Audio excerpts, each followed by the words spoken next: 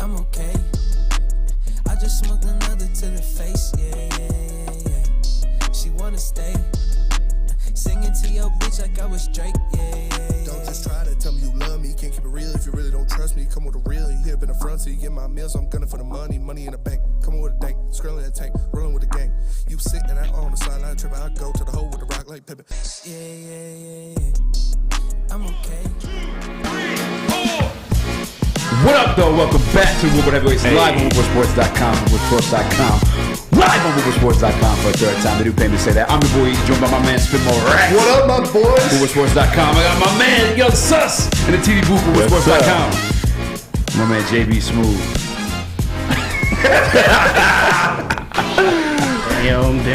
Damn. Special guest in the building who did not partake in the pick'em, because if he did, we all know he would have been wearing the damn suit. For sure. Flannel sham. He's 2 for 2. Yeah, JB, honestly, if I would have played last Friday, I'm pretty sure I would have been wearing the suit. So my gain is your loss, so I apologize, man. But you know what? Wear it with pride, just like I always did. No shame. I will do. You got this, bro. Yeah, how you feeling on that one, JB? Because we got to get you a lot of camera time today. Yeah. I hope all your friends and family are watching too. I told him I'll be wearing this just because of my poor pick'em decisions and poor coaching decisions, to be exact, too. And Dabber said it's over the hat, too. He likes that in the Woodward Sports chat. That is a new. He said over the hat with the crying face. Damn. Yeah, that's a good one. Yeah, that game was it was a good one, but there was like some sketchy. It was real sketchy. A lot of sketchy moments. Obviously we know the thing that happened to Chris Jones where Derek Carr made the tackle on him, but he was called for roughing the passer while Derek Carr was tackling him. And then I feel like they were just doing makeup calls for Kansas City the rest of the night. Holding on a field goal. Defensive holding. A defensive holding on a field. How? It was like How? They tried to say that he pulled the guard forward so the guy could run through. But if you look at the play, the guard hugs him. The guard wraps his arms around the defender. Yeah. It was tough. It was tough, man. We all know what happened with Grady Jarrett where he sacks Tom Brady, but he did a little too hard. Can't hit the guy that hard. If I am a defender in the National Football League next week, I'm going out there and I am absolutely obliterating every quarterback anytime I get the opportunity. If they have the ball, I'm not saying late hits, but if I'm going in to make a sack, I'm Ray Lewising him. I am James Harrisoning him. Yeah. Because, if I'm going to get the flag for it anyways, might as well try to kill the guy. Honestly, that's a great point. Might as well get my money's worth. If I'm going to go in there, they're going to flag me for swinging Tom Brady down and gently putting him on the ground. I'm going to take his head off. Wild. I'm going to take his head off. I'm sorry. I come out full force. Bountygate is the greatest scandal in the history of sports. One of the most savage things I've ever heard. Whoever takes out Favre, you get $20,000. I'm like, dude, that's so sick. One of the coolest things ever. Yeah. It's amazing. I love Bountygate. Yeah, I guess within the rules of because why aren't you allowed to offer bonuses? You know what I'm saying? They are players. You don't want to entice injuries. That's true. You don't want to, but it is the NFL, man. We're not playing patty cakes here. This is a collision sport. It's not a contact sport. It is a collision sport. So if I am Aiden Hutchinson, maybe not Aiden Hutchinson because he's still a rookie, so he needs to get those game checks. But if I am Nick Bosa, if I am Grady Jarrett, as soon as I get a free run on a quarterback,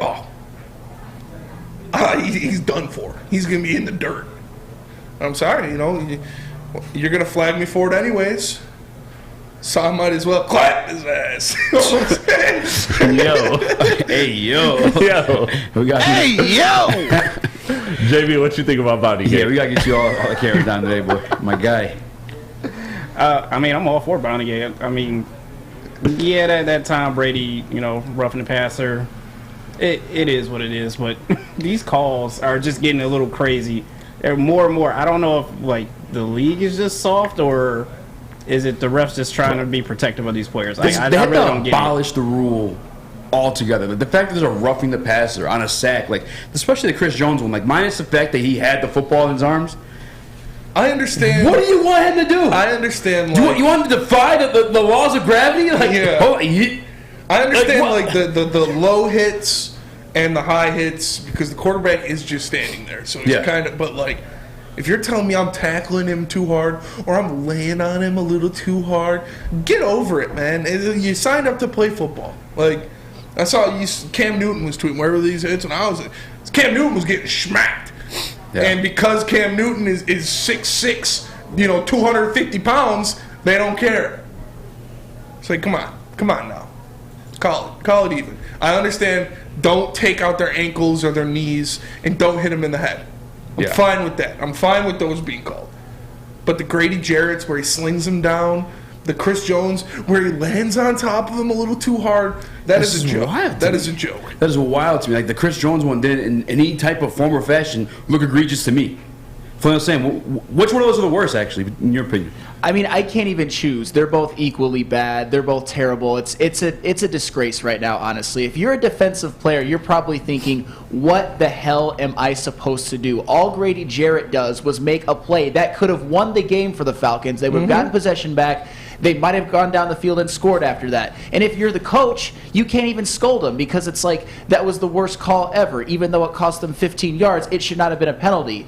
And then last night, that sack fumble that Chris Jones forced would have given the Chiefs the ball back. Yes. 17-7 deep in Raiders territory with a chance to score a touchdown before the first half ended. And it was called roughing the passer for what? It was a sack fumble. It was a great play by one of the best defensive linemen in the NFL. So at this point, you're just like, I mean, what did Spencer say? Just kill him. Just kill him. Hit him on the head. Yeah. Who cares? What are you supposed to do anyway? I'd drop kick a quarterback.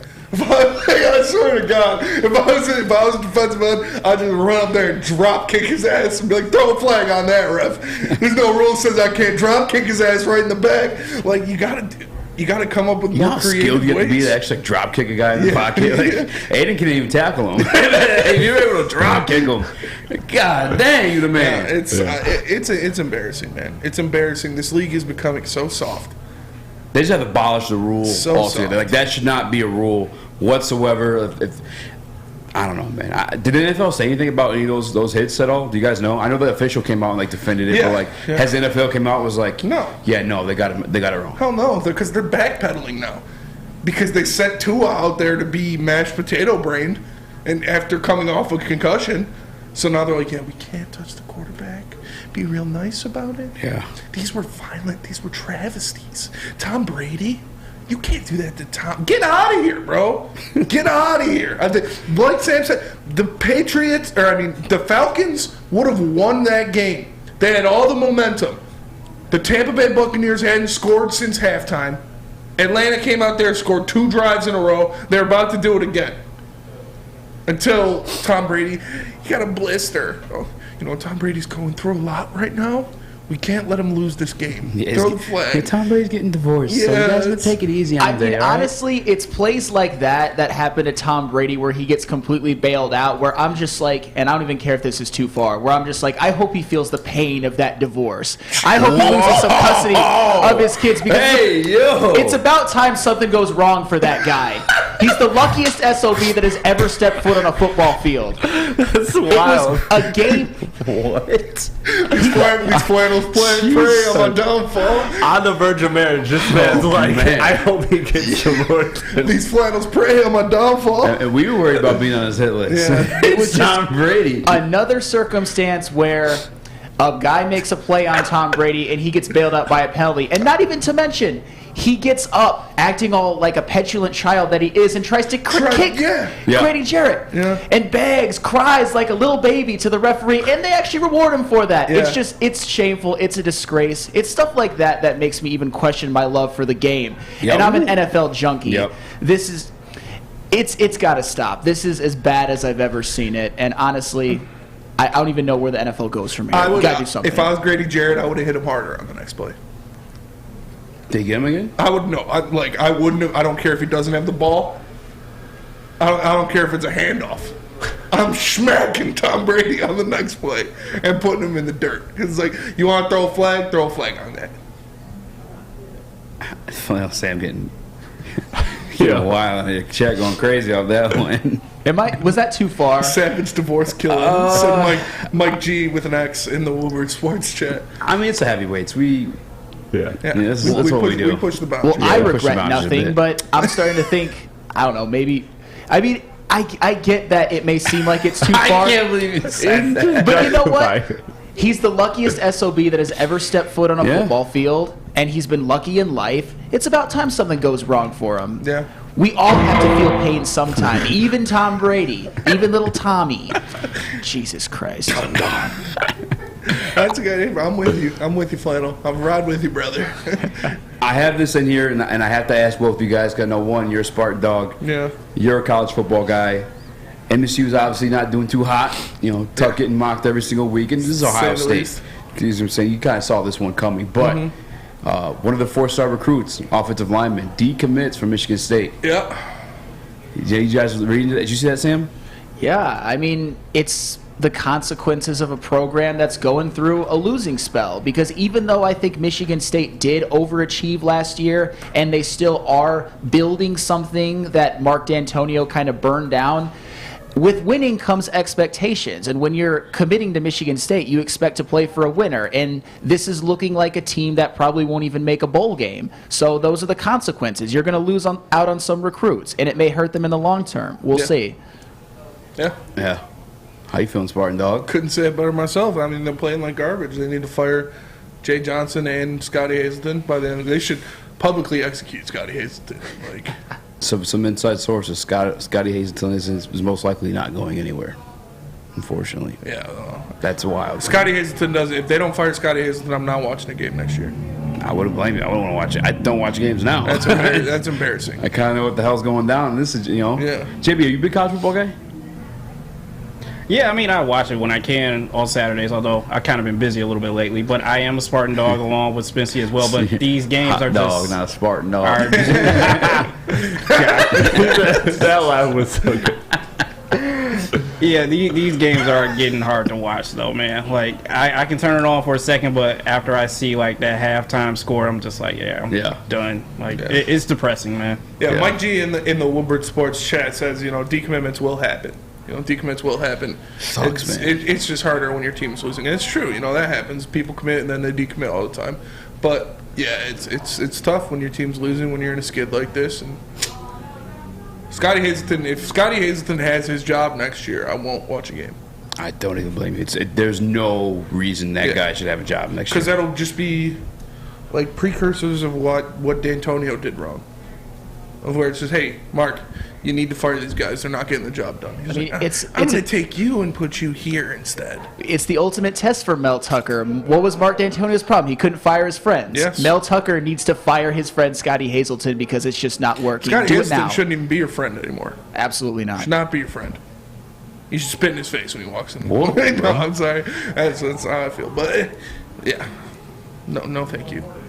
If he has a job, I mean, he's going to. Like I said, per inside sources, it's looking like he's getting another chance next year. But this is no effing way, bro. Not a chance. No way. No way in hell. He needs to be on the chopping block. He needs to be cut. He needs to be gone.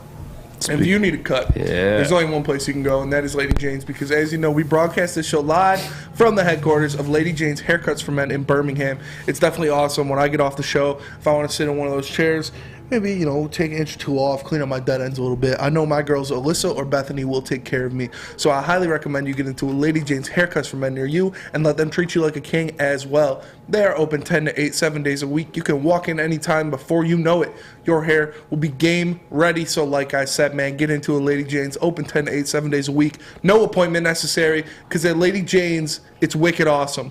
We are the Woodward Heavyweights, and we'll be right back.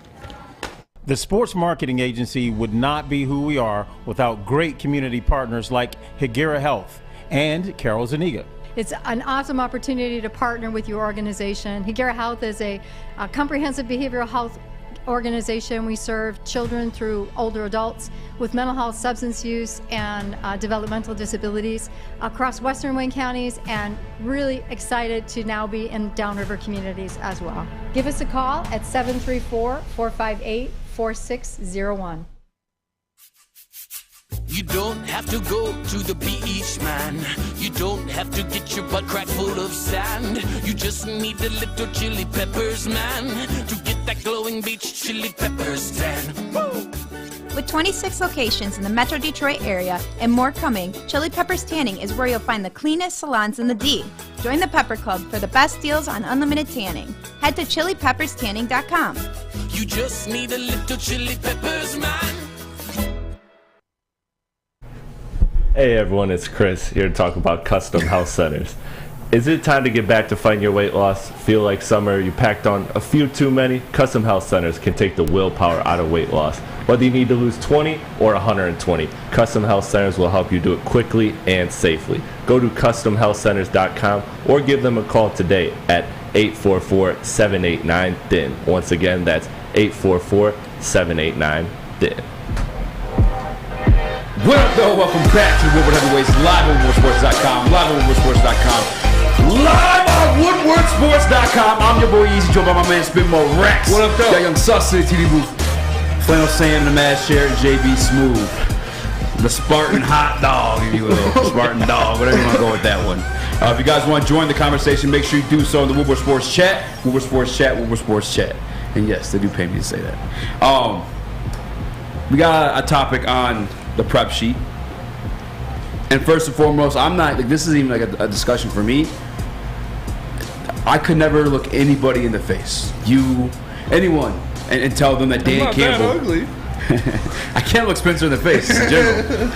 Looking like a death metal singer, as my man King Horse says. But nonetheless, I can't look you in the face and try to convince you that Dan Campbell is a good head coach. Evidence shows, like by the numbers. He's by not. the numbers. You know what I'm saying? Was he like 4-17 at this point? 4-17-1. He's not. No. Do I want him fired? Do you? No. I think we should keep him around. But for one sole reason, one sole purpose, and that's because the pieces around him. I think those are the guys like truly kind of like running the show. You know what I'm saying? I've said this time and time again. I think Dan Campbell's more so the leader, and the rest of the guys are, again, like running the scheme, and he's kind of just coming up with the ideas or how he wants to get things done, and they're the ones like actually, hitting the drawing boards and drawing the play up. Obviously, get approval for him if they, go through with it or not. But nonetheless, keep him this year. Multiple reasons, right? Like first and foremost, this is like a shot in the dark, but some coaches regress their second year. It's true. We look back today. I look back today, I should say, trying to find, reasons. Some of the guys that had a bad start. I hope he doesn't regress. I hope he doesn't regress either. But unfortunately, I'm trying to look for the paper with it. But I know that for first and foremost, Kyle Shanahan, yes. And I understand. We actually had this conversation yesterday. Dan Campbell's not Kyle Shanahan, but nonetheless, Kyle Shanahan went out his first season, won 6 games. Second season, only won 4. Then turned around, went to a Super Bowl, became Kyle Shanahan. Now, I don't think that Dan Campbell's in that same conversation of coach, of echelon at all, in terms of the Kyle Shanahan to me is like an offensive genius. Mm-hmm. I think we should keep Dan Campbell because of our offensive genius, Ben Johnson. If you guys didn't watch it yesterday, I kind of said this a little bit yesterday as well, but Sean McVay, offensive coordinator for 2 years, then becomes a head coach, one of the best head coaches. But had that 2-year window to prove himself as a coordinator, and then okay, he's ready to be a head coach. If you fire Dan Campbell this year, or even before, at the end of the year, there's no guarantee that you keep Ben Johnson. And I truly feel like we have something special here in Ben Johnson. I know that we scored 0 points against the Patriots, but I chalk some of that up to how this scheme is built around Jared Goff and that success he had in LA. Because don't forget, Sean McVay, Jared Goff, Todd Gurley, Bobby Trees, Cooper Kupp. How many points did they score against the Patriots in the Super Bowl? 3.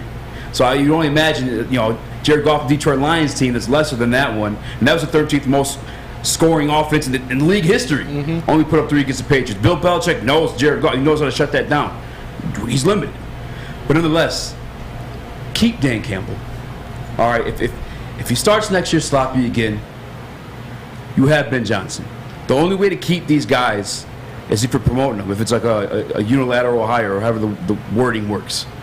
He would then obviously be promoted to head coach, and you already have a head start. He's not on the free market. You can't lose him to whoever the hell else is looking for a coach at that time. You know what I'm saying? The Commanders or you know what I'm saying, just whoever else. The Raiders. The Raiders. Right, yeah. The Broncos. Like there's going to be some openings in the NFL. Yeah. There always is.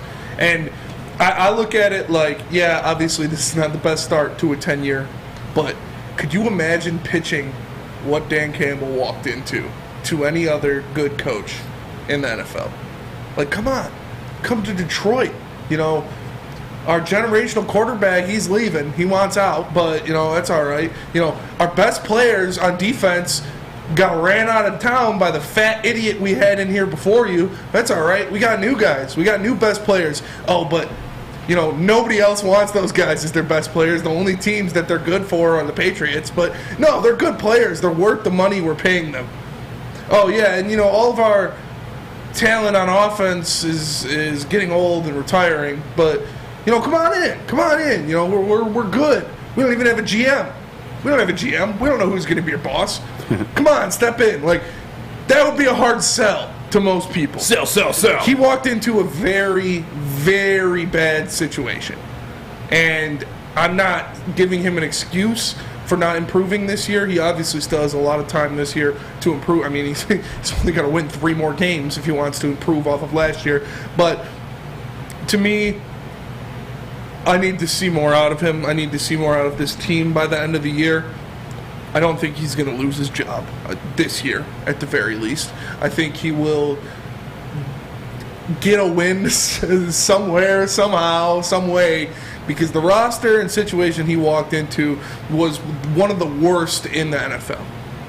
It was one of the worst. And no good head coach, no guy that's been around the league, no Sean Payton, no whoever you guys wanted would have walked into that situation and be like, yeah, I can do this.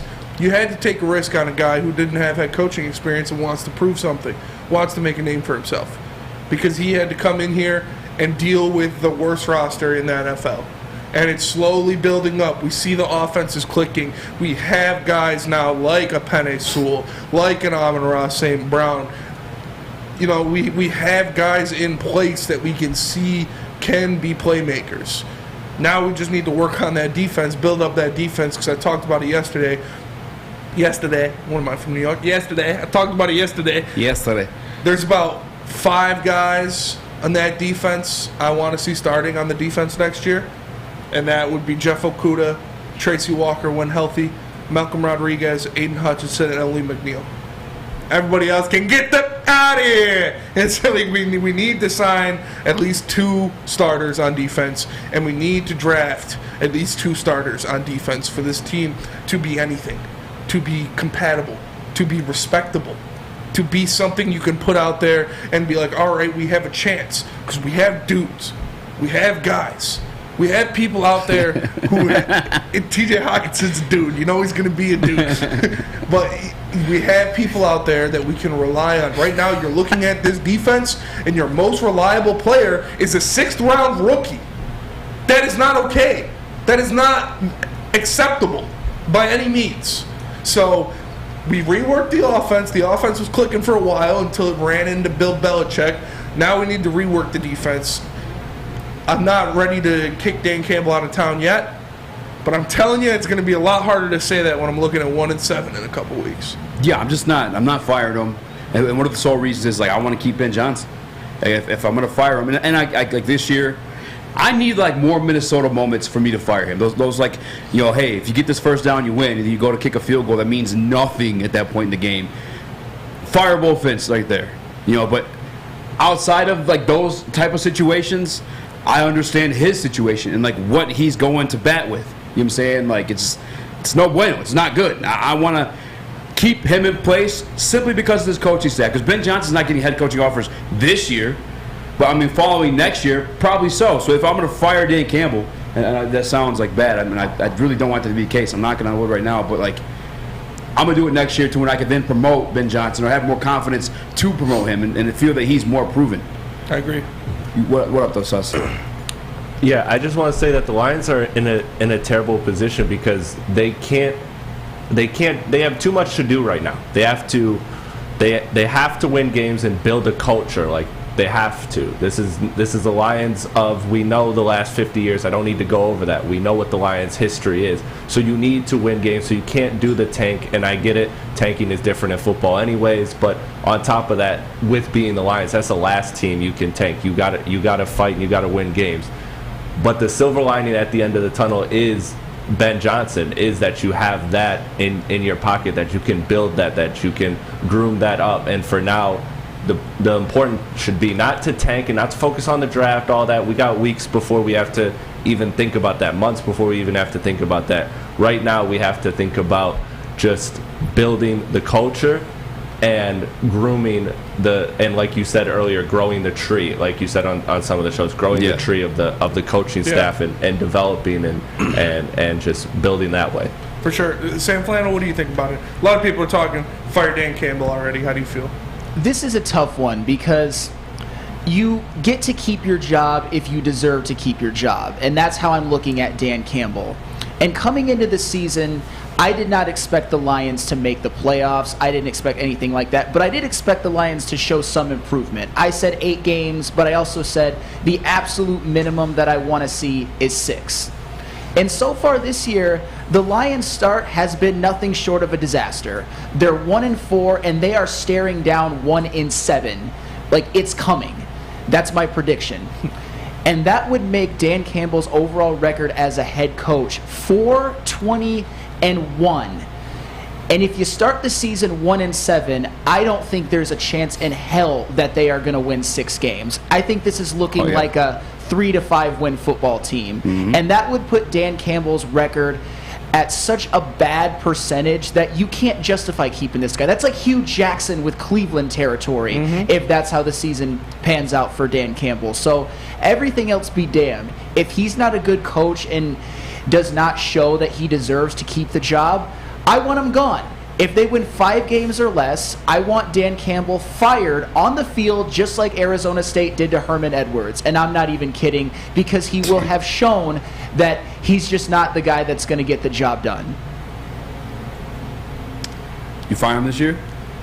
If they win 5 games or less, he should be gone he should not be allowed to be on the team bus at the end of the game. Fire him on the field.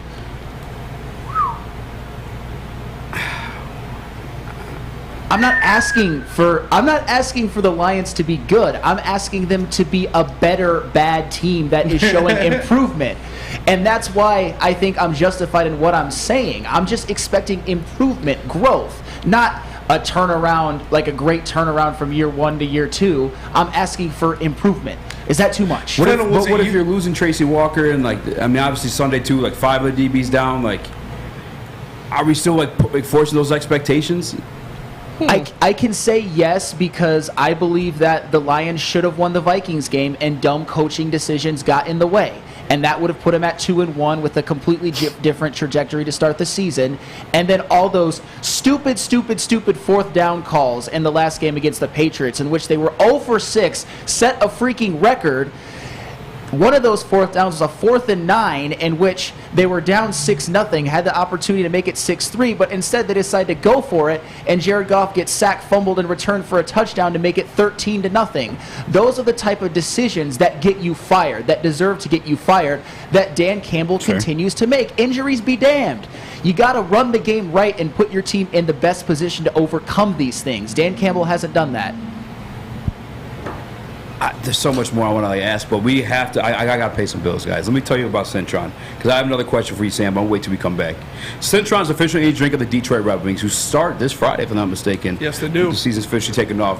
You guys right now can pre-order their 6-pack sample of the cranberry, the OG, and the sugar-free at CentronWorld.com/Red Wings. Centron, the official energy drink of the Detroit Red Wings, is a Woodward Heavyweights on WoodwardSports.com, WoodwardSports.com. We'll be right back. Get dope like B. New to the game or a season better? OddsTrader.com has everything you need to make the right bet ahead of kickoff. Begin your handicapping journey with OddsTrader. Improve your edge by finding the best price on every game from sportsbooks in your backyard.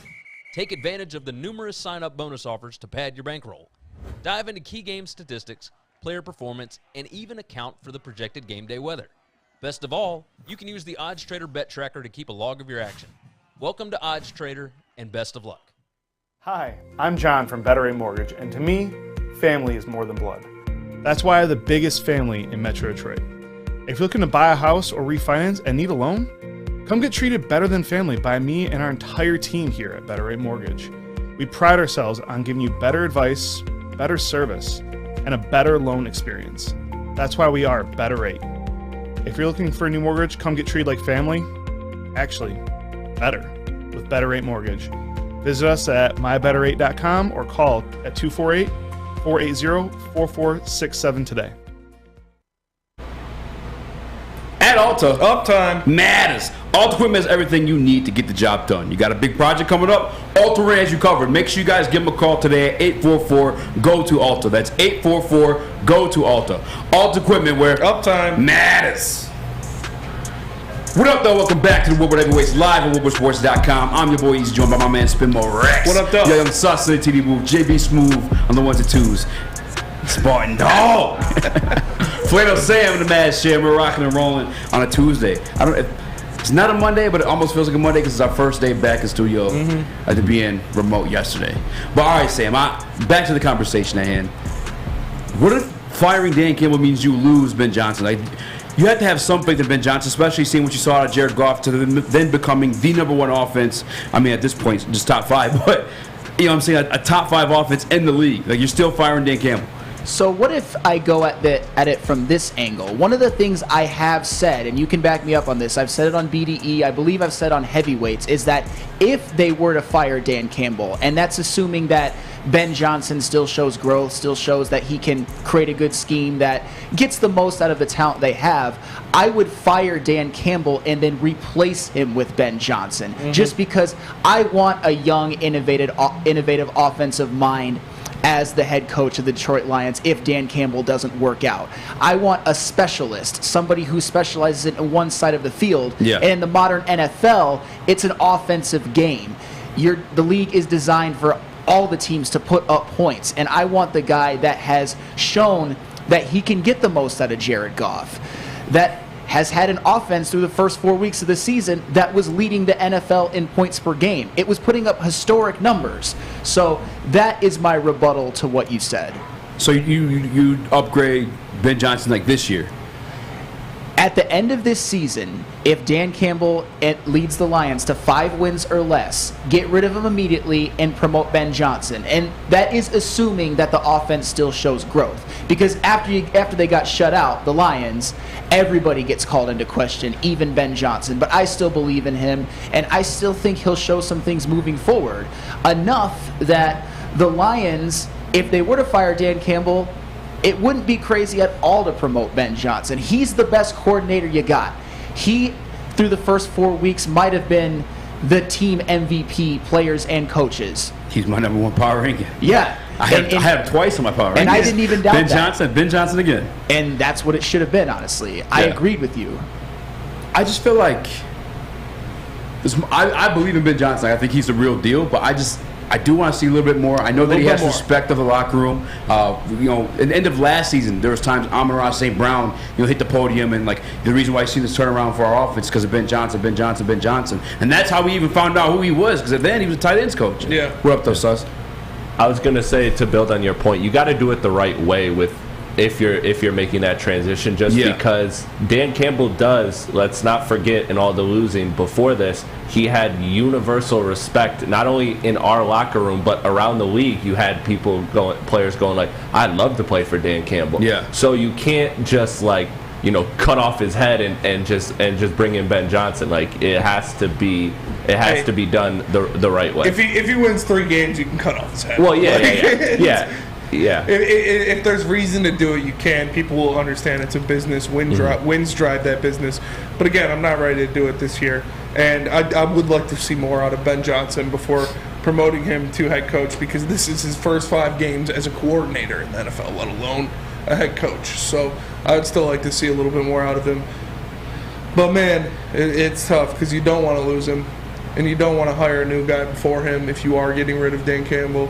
That's my one concern. Is like, if it happens at the end of the season, is Ben Johnson then like a free agent? You know what I'm saying? Like, is he on the open market, or like we have to do it like last game of the season, the last 2 games, and then he's then the interim? You know what I'm saying? I mean, I still think if the Lions have a top 5 offense at the end of the season, Ben Johnson will get offers, at least interviews from other teams, whether Dan Campbell's there or not. I think the whole Ben Johnson point is largely more irrelevant than you think. So if Dan Campbell's bad, you either replace him with Ben Johnson, or Ben Johnson is going to go somewhere else, because I believe he is head coach material, at least if he continues to show what he has shown through his first, four games, the last game notwithstanding, as a coordinator. I got to go to JB on this one just because he's wearing the hot dog suit and we haven't heard from him on this topic. Well, you have firing Dan Campbell, and I mean, Ben Johnson has his replacement. It feels soon, but like, he is the best coordinator. I mean, I'm not firing Dan Campbell just yet. Maybe after next year, if anything. I do want to keep Ben Johnson around, though, because that would be a little nice, easy transition from Dan Campbell to Ben Johnson, because all these players kind of seem to get along with him a lot more than anything. Unfortunately, Spenny, we will be looking at 1-7 in the face, unfortunately, because I think our next one is probably Chicago. Maybe. And still, that, like I said, that's a maybe, too, at that, too. But still, yeah, it's going to be 1-7 by then, but yeah, I don't mind transitioning to Ben Johnson, but you got to give Dan Campbell at least one more year, because that's what he said his future plans was for the Lions, that 3-year thing. I just saw a name in the Woodward Sports chat that I like a lot is Brian Flores. I don't know if Brian Flores is like being blackballed by the league because he came out and he said, they made me tank, like I was trying to win and they fired me because I wasn't tanking, and all that stupid stuff that went down with Miami and that terrible situation he was in. But Brian Flores is a good head coach. I like Brian Flores, and I wouldn't be mad about that at all if we moved on from Dan Campbell early. But I don't think Brian Flores is a bad coach per se, but like, isn't he somewhat similar to like the situation he had with Jim Caldwell, like good but not good enough? I mean, we never seen him make Jim the playoffs. Caldwell right now over Campbell? Yes. If I kept the same coordinating staff, yeah, actually, I agree with you on that one. I want to go to the Woodward Sports chat, just as you said, though, real quick. The Rasul118 asked, how does firing Dan Campbell and hiring Ben Johnson change what we already have? He said, y'all aren't like Ben, like y'all were on Glenn last year. Nah.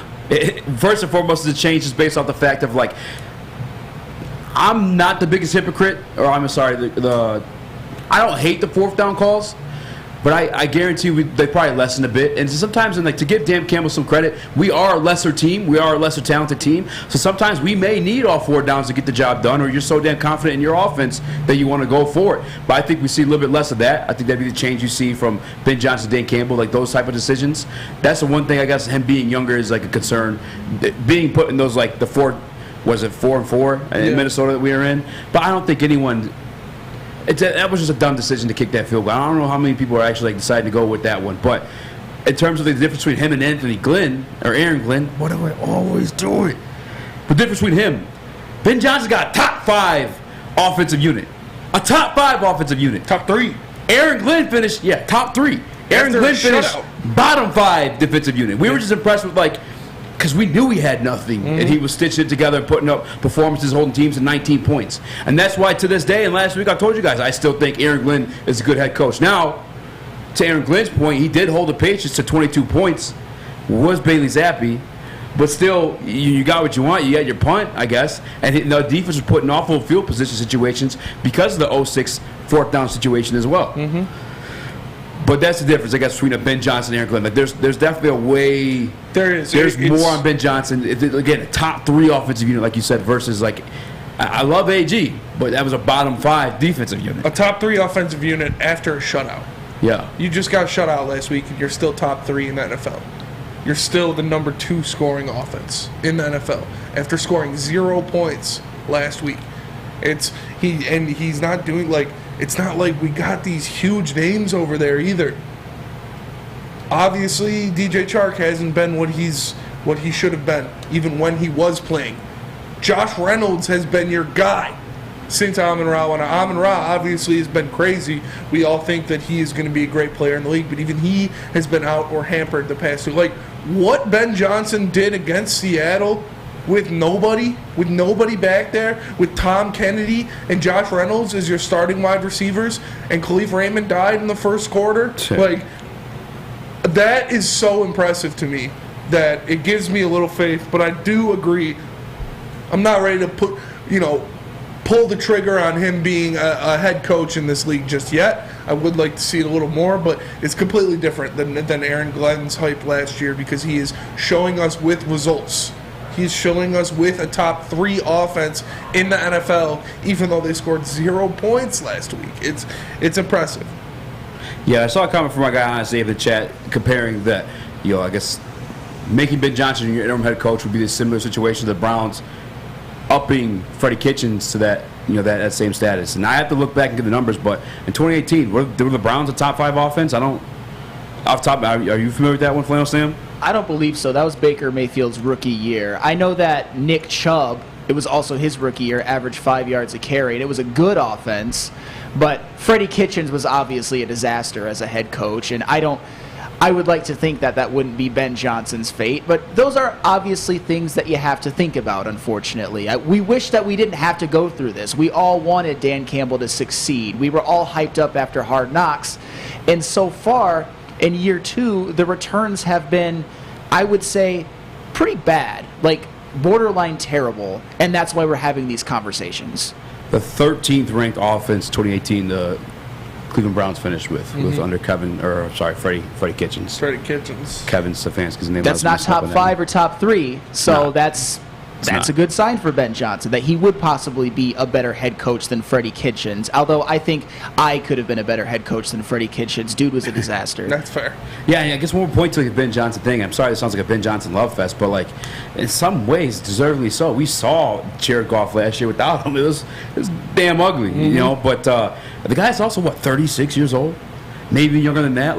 This is everything that Flannel Sam said in the last time, a young, offensive, innovative mind. Now, I did feel like we were a little bit stagnant in the Patriots game, just a little bit. I think we could have got a little more creative, but I know he has that in him. I don't know if that's just part of the game plan they didn't implement that week, because we've seen Amon-Ra in the backfield. We've seen stuff like that. And I'm just saying, obviously the play action, whatever the hell else isn't working, let's try something funky like that. And unfortunately, we didn't get to see that out of the team on Sunday. Yes. And it is tough. It is tough. And, the defense needs some bolstering. The defense needs some help. We all know that is true. It's not on Ben Johnson. The defensive side of the ball needs the help. And if you need help on defense, there's only one place you can go, and that's Guardian Alarm. Because Guardian Alarm gives you protection and peace of mind, whether you're at home or on the road. With their 24/7 local monitoring, they make sure the things that are important to you stay safe. All you have to do is call 1-800-STAY-OUT. That's 1-800-STAY-OUT. How many days of flannel protection has it been? 144. 144 straight days of flannel protection. Call 1-800-STAY-OUT right now and get the help you need from your local security experts. We are Woodward Heavyweights. We'll be right back. Introducing the Planet Fitness Guide to getting that post-workout glow. Step 1. What's your why? More epic energy? Better sleep? Blow off steam? Step 2. Join Planet Fitness for just $10 a month and get moving in our clean and spacious clubs. Step 3. Bask in that post-workout glow. Join Planet Fitness today for just $10 a month. Join today at any of the 50-plus Detroit area locations. It's a great day to get some Centron in your life. Okay. There it is. Centron, here we go. Gotta grab the cranberry. Oh wait, it's 2 for $4. Gotta double up with the classic as well. Centron World, baby. Centron, available at select Krogers, and if you want to know how, go to @CentronWorld.com. You get dope like me. You know what? Why wait?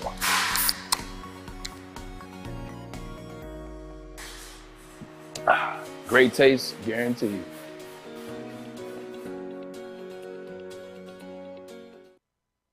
What's going on, everybody? It's Spencer for Big Frog and Novi, and right now you can get a free Woodward Sports t-shirt. That's right, a free Woodward Sports t-shirt all month long at Big Frog and Novi. All you have to do is stop in there, tell them we sent you, and they will print you out one on the spot.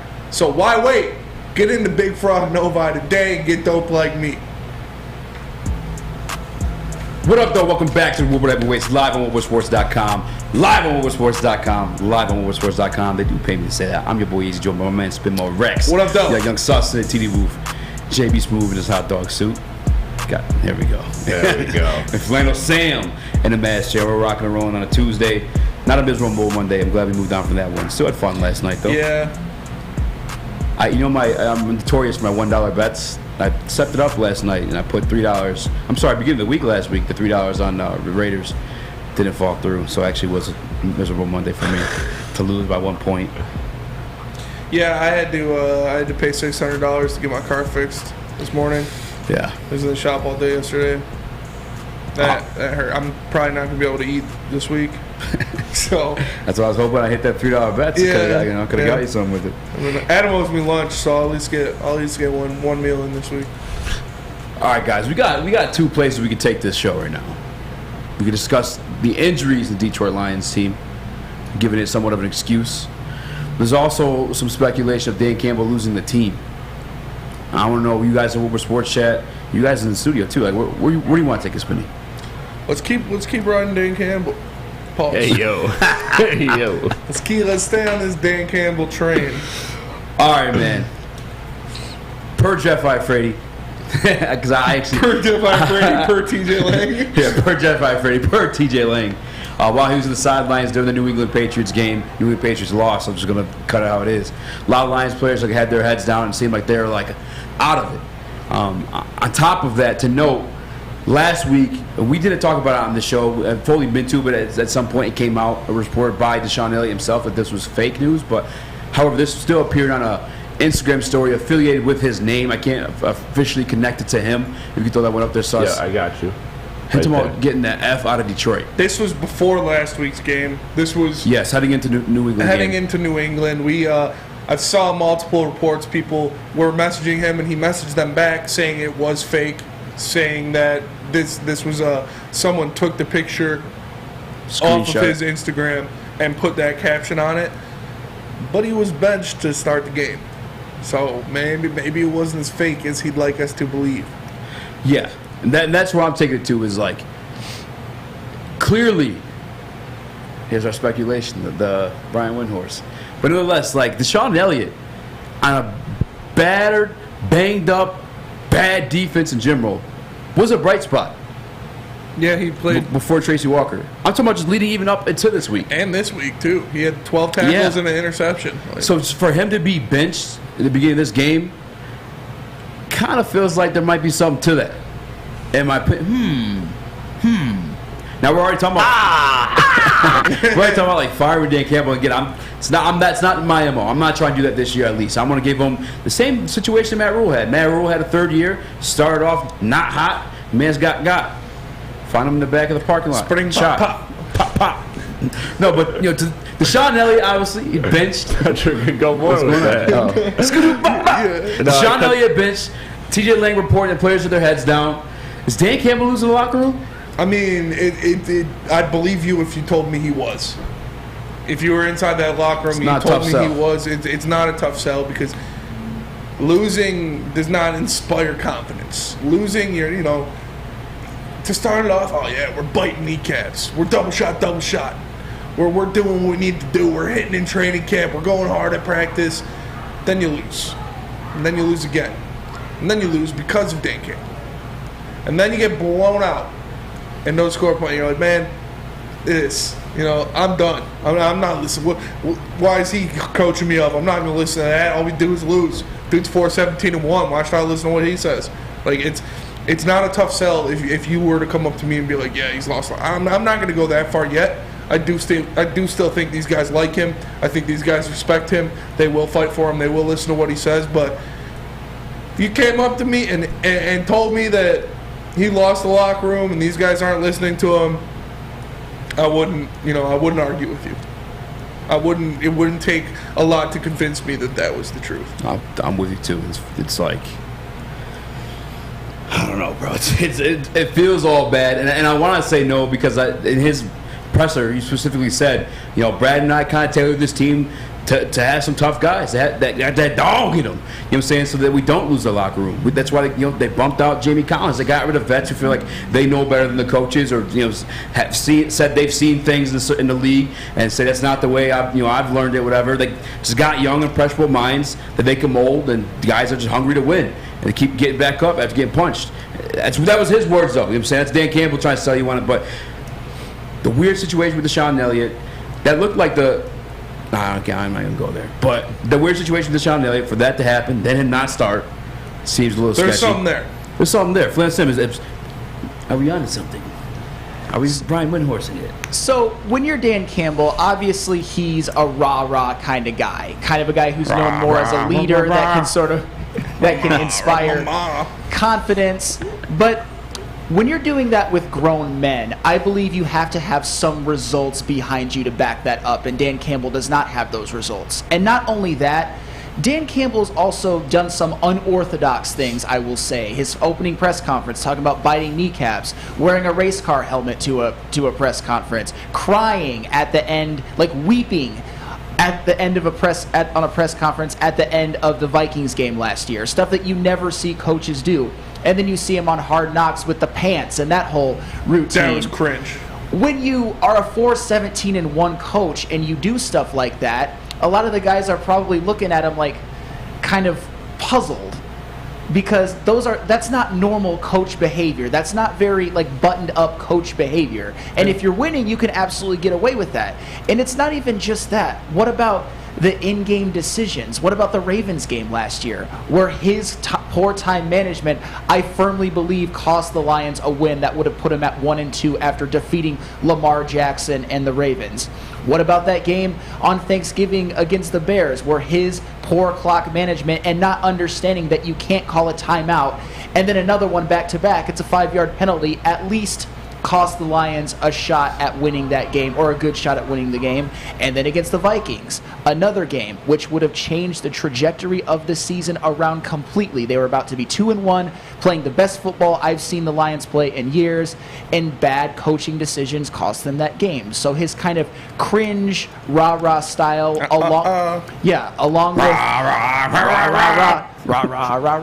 along with costing his team actual. Sam singing as he's cutting someone up.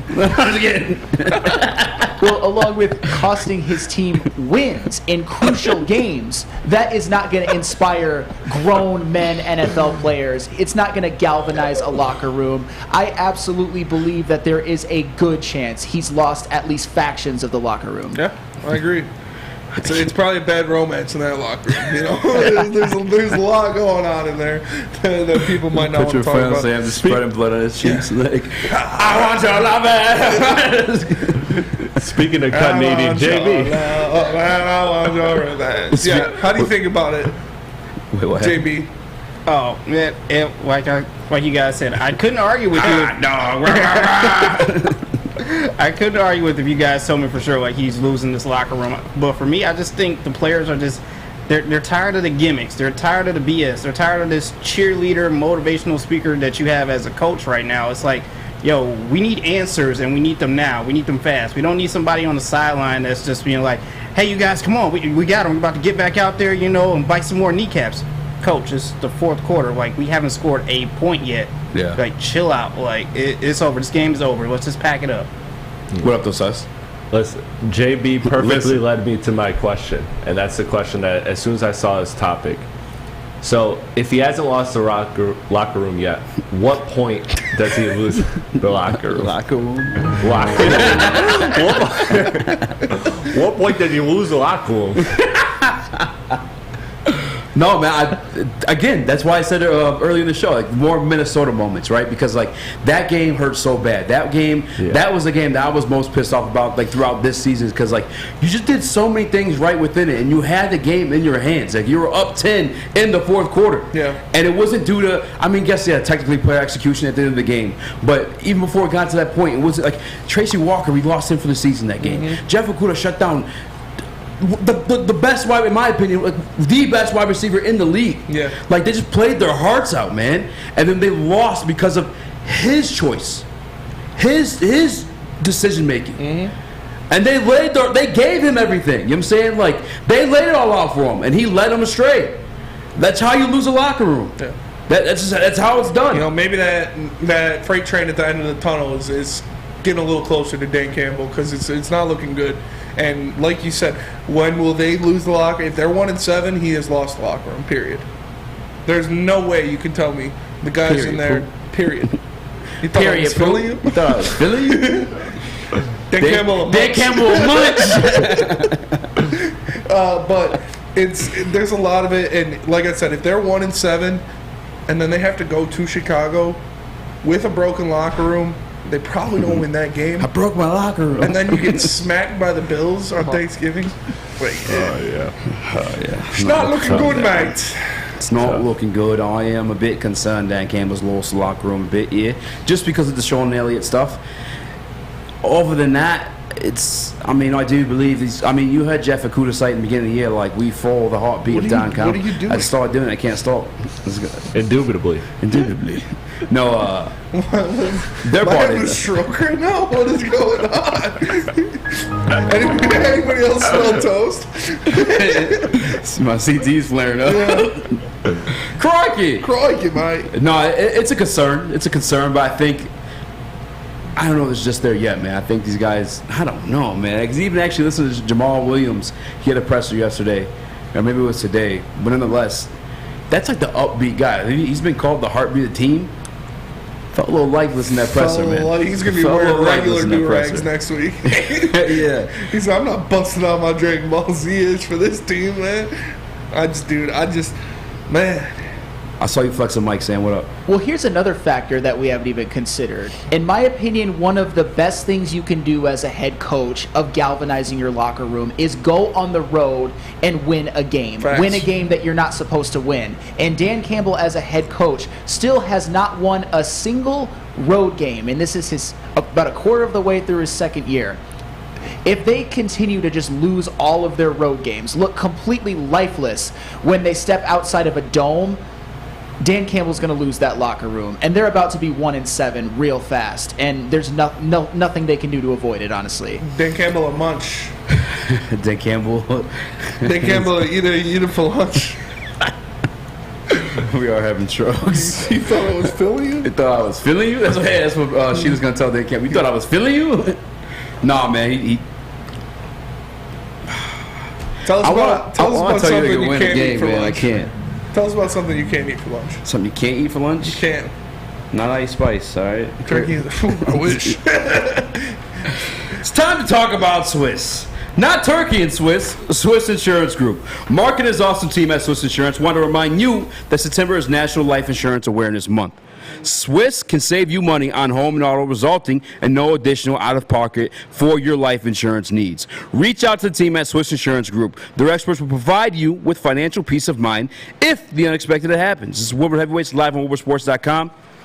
I'm comparing Dan Campbell to Brian Dabble. When we come back, make sure you guys stay tuned. Hit that like button. Dan Campbell a munch. Fellas, let's be honest. We like things to be easy. We like simple stuff, like sports 7 days a week. We like things uncomplicated, like Lady Jane's Haircuts for Men. Open 10 to 8, 7 days a week. Walk in anytime. Sign in, sit down, watch your favorite team play, and before you know it, your hair will be game ready. Open 10 to 8, 7 days a week. Walk in anytime. Lady Jane's Haircuts for Men. It's wicked awesome. My name is Lee. I've lost 35 pounds on the Custom Health Center program. So the three biggest benefits that I've gotten from this program has been I'm not snoring anymore, I have a lot of energy, it's great, and oh, by the way, look at this. No, I'm just kidding. No, I'm just kidding. Call us at 844-789-THIN or visit CustomHealthCenters.com for a free consultation and get started for as little as $5 a day. What's going on, everybody? It's Spencer for Big Boy, and for a limited time only, all new burgers and loaded fries are back at Big Boy. It's not the Slim Jim, it's the Big Jim. Chili cheese is such a tease. And guess what else is new that you can eat for lunch? The bacon blue, and don't forget about upgrading those fries, man. They got the chili cheese fries, they got the nacho fries, and they got the banger of all bangers, those baked potato fries. So make sure you go satisfy those taste boys and get you some lunch at Big Boy. Baby sus do do do do do do. Baby sus do do do do do. Waka woo, baby. Welcome back to the Woodward Heavyweights. I'm your boy Easy, joined by my man Spin More Racks, live on WoodwardSports.com as always. We got Young Sus in the TV booth, and we got JB Smooth and a hot dog suit. Yes, sir. Flannel Sam and Mass Chair as always. Not as always, sparingly. We appreciate you every single time you do join us, Flannel Sam. I have one more Dan Campbell topic, and it stems from this morning the Morning Woodward Show. Shout out to, I almost said Adam Levine. I don't know why. Adam Baydoun, Jeff Frady, and my guy Luke G from Luke G's Field Review. Him and Adam were going at it this morning. They were. Adam, and like I get it, right? Dan Campbell's getting compared to these first-year head coaches because some of them are seeing success right away. But more, I guess, directly. That is tough. That's so tough. Dan Campbell a munch. Brian Dable eat it for lunch. Yeah, Brian Dable totaling Dan Campbell's win total through 1 1/4 seasons in just 5 games. It's a bit brutal. But Luke, Adam, they went back and forth on it. Who has a better roster? Because the Giants are dealing with some injuries. They are. Adam taking the stance of, the Giants have a better, or I'm sorry, the Lions have a better roster, or equally as good a roster as the Giants. I don't agree with that. Yeah. Yeah. I mean, maybe you can make the argument with the injuries, but I don't know, man. Defensively, there's no way. Defensively, you couldn't make that comparison at all. Yeah, you look at some of the guys out there, Kayvon Thibodeau's playing well. Tate Crowder is a good player. Xavier McKinney is a good player in the back end of that defense. Jalen Smith is solid. So, yeah, they are missing Leonard Williams, but man, they've still got some guys out there. They've still got some dudes out there. And you look at them, the Giants are ranked 12 in defense. They're averaging only 18.6 points per game allowed. That is where they're winning these games. They're going out there and they're playing stellar defense. And that is not Brian Dable's calling card. Brian Dable was an offensive coordinator. Brian Dable was an X's and O's guy, making Josh Allen into the beast that he is today. It's helping make Josh Allen into the beast he is today in Buffalo. So it's impressive to me what they're doing over there. And you're going to have to scour real hard to find a defense that is more lacking of talent than the Lions. Yeah. And it's not even Brian Dable. You look at, on the other side of New York, just down the street, you look at what Robert Saleh, Dearborn native Robert Saleh, Dearborn native. Dearborn native Robert Saleh is doing with the Jets. They have the 10th ranked defense. Yeah, they're playing very well. Yeah, they're going out there. They're only letting up 320 yards per game, only 205 through the air. But they have dudes on that defense. Yeah, Jets got some names on that defense. You look at Quinnen Williams. Bless you. Thank you. Quinnen Williams. What's that from? You never seen that interview? Uh-huh. It's one of his pre-draft interviews. He sneezes and he blesses himself and thanks himself in the interview. That's the type of psychopath you want in the defensive line, for real. You got Quinnen Williams. You got CJ. You got CJ Mosley. You got LaMarcus Joyner, DJ Reed on the back end, and Sauce Gardner has stepped in and is playing like a stud. Is playing like got his first pick. Yeah, he's playing like a dog. He almost had a safety in that game too. I think he escorted Teddy Bridgewater out of the game. He cracked him in the end zone. So the Jets have dudes on that defense, and they're playing real well. So I'm not going to hold it too much on Dan Campbell when you look at the Jets, because they are much more equipped to go out there and have success. The Giants don't have that many names, but it's still an improvement off of what we put out there. Defensively, for sure. Our offense is better than both of those teams. Yeah. Better than both of those. Obviously, Saquon Barkley's a stud.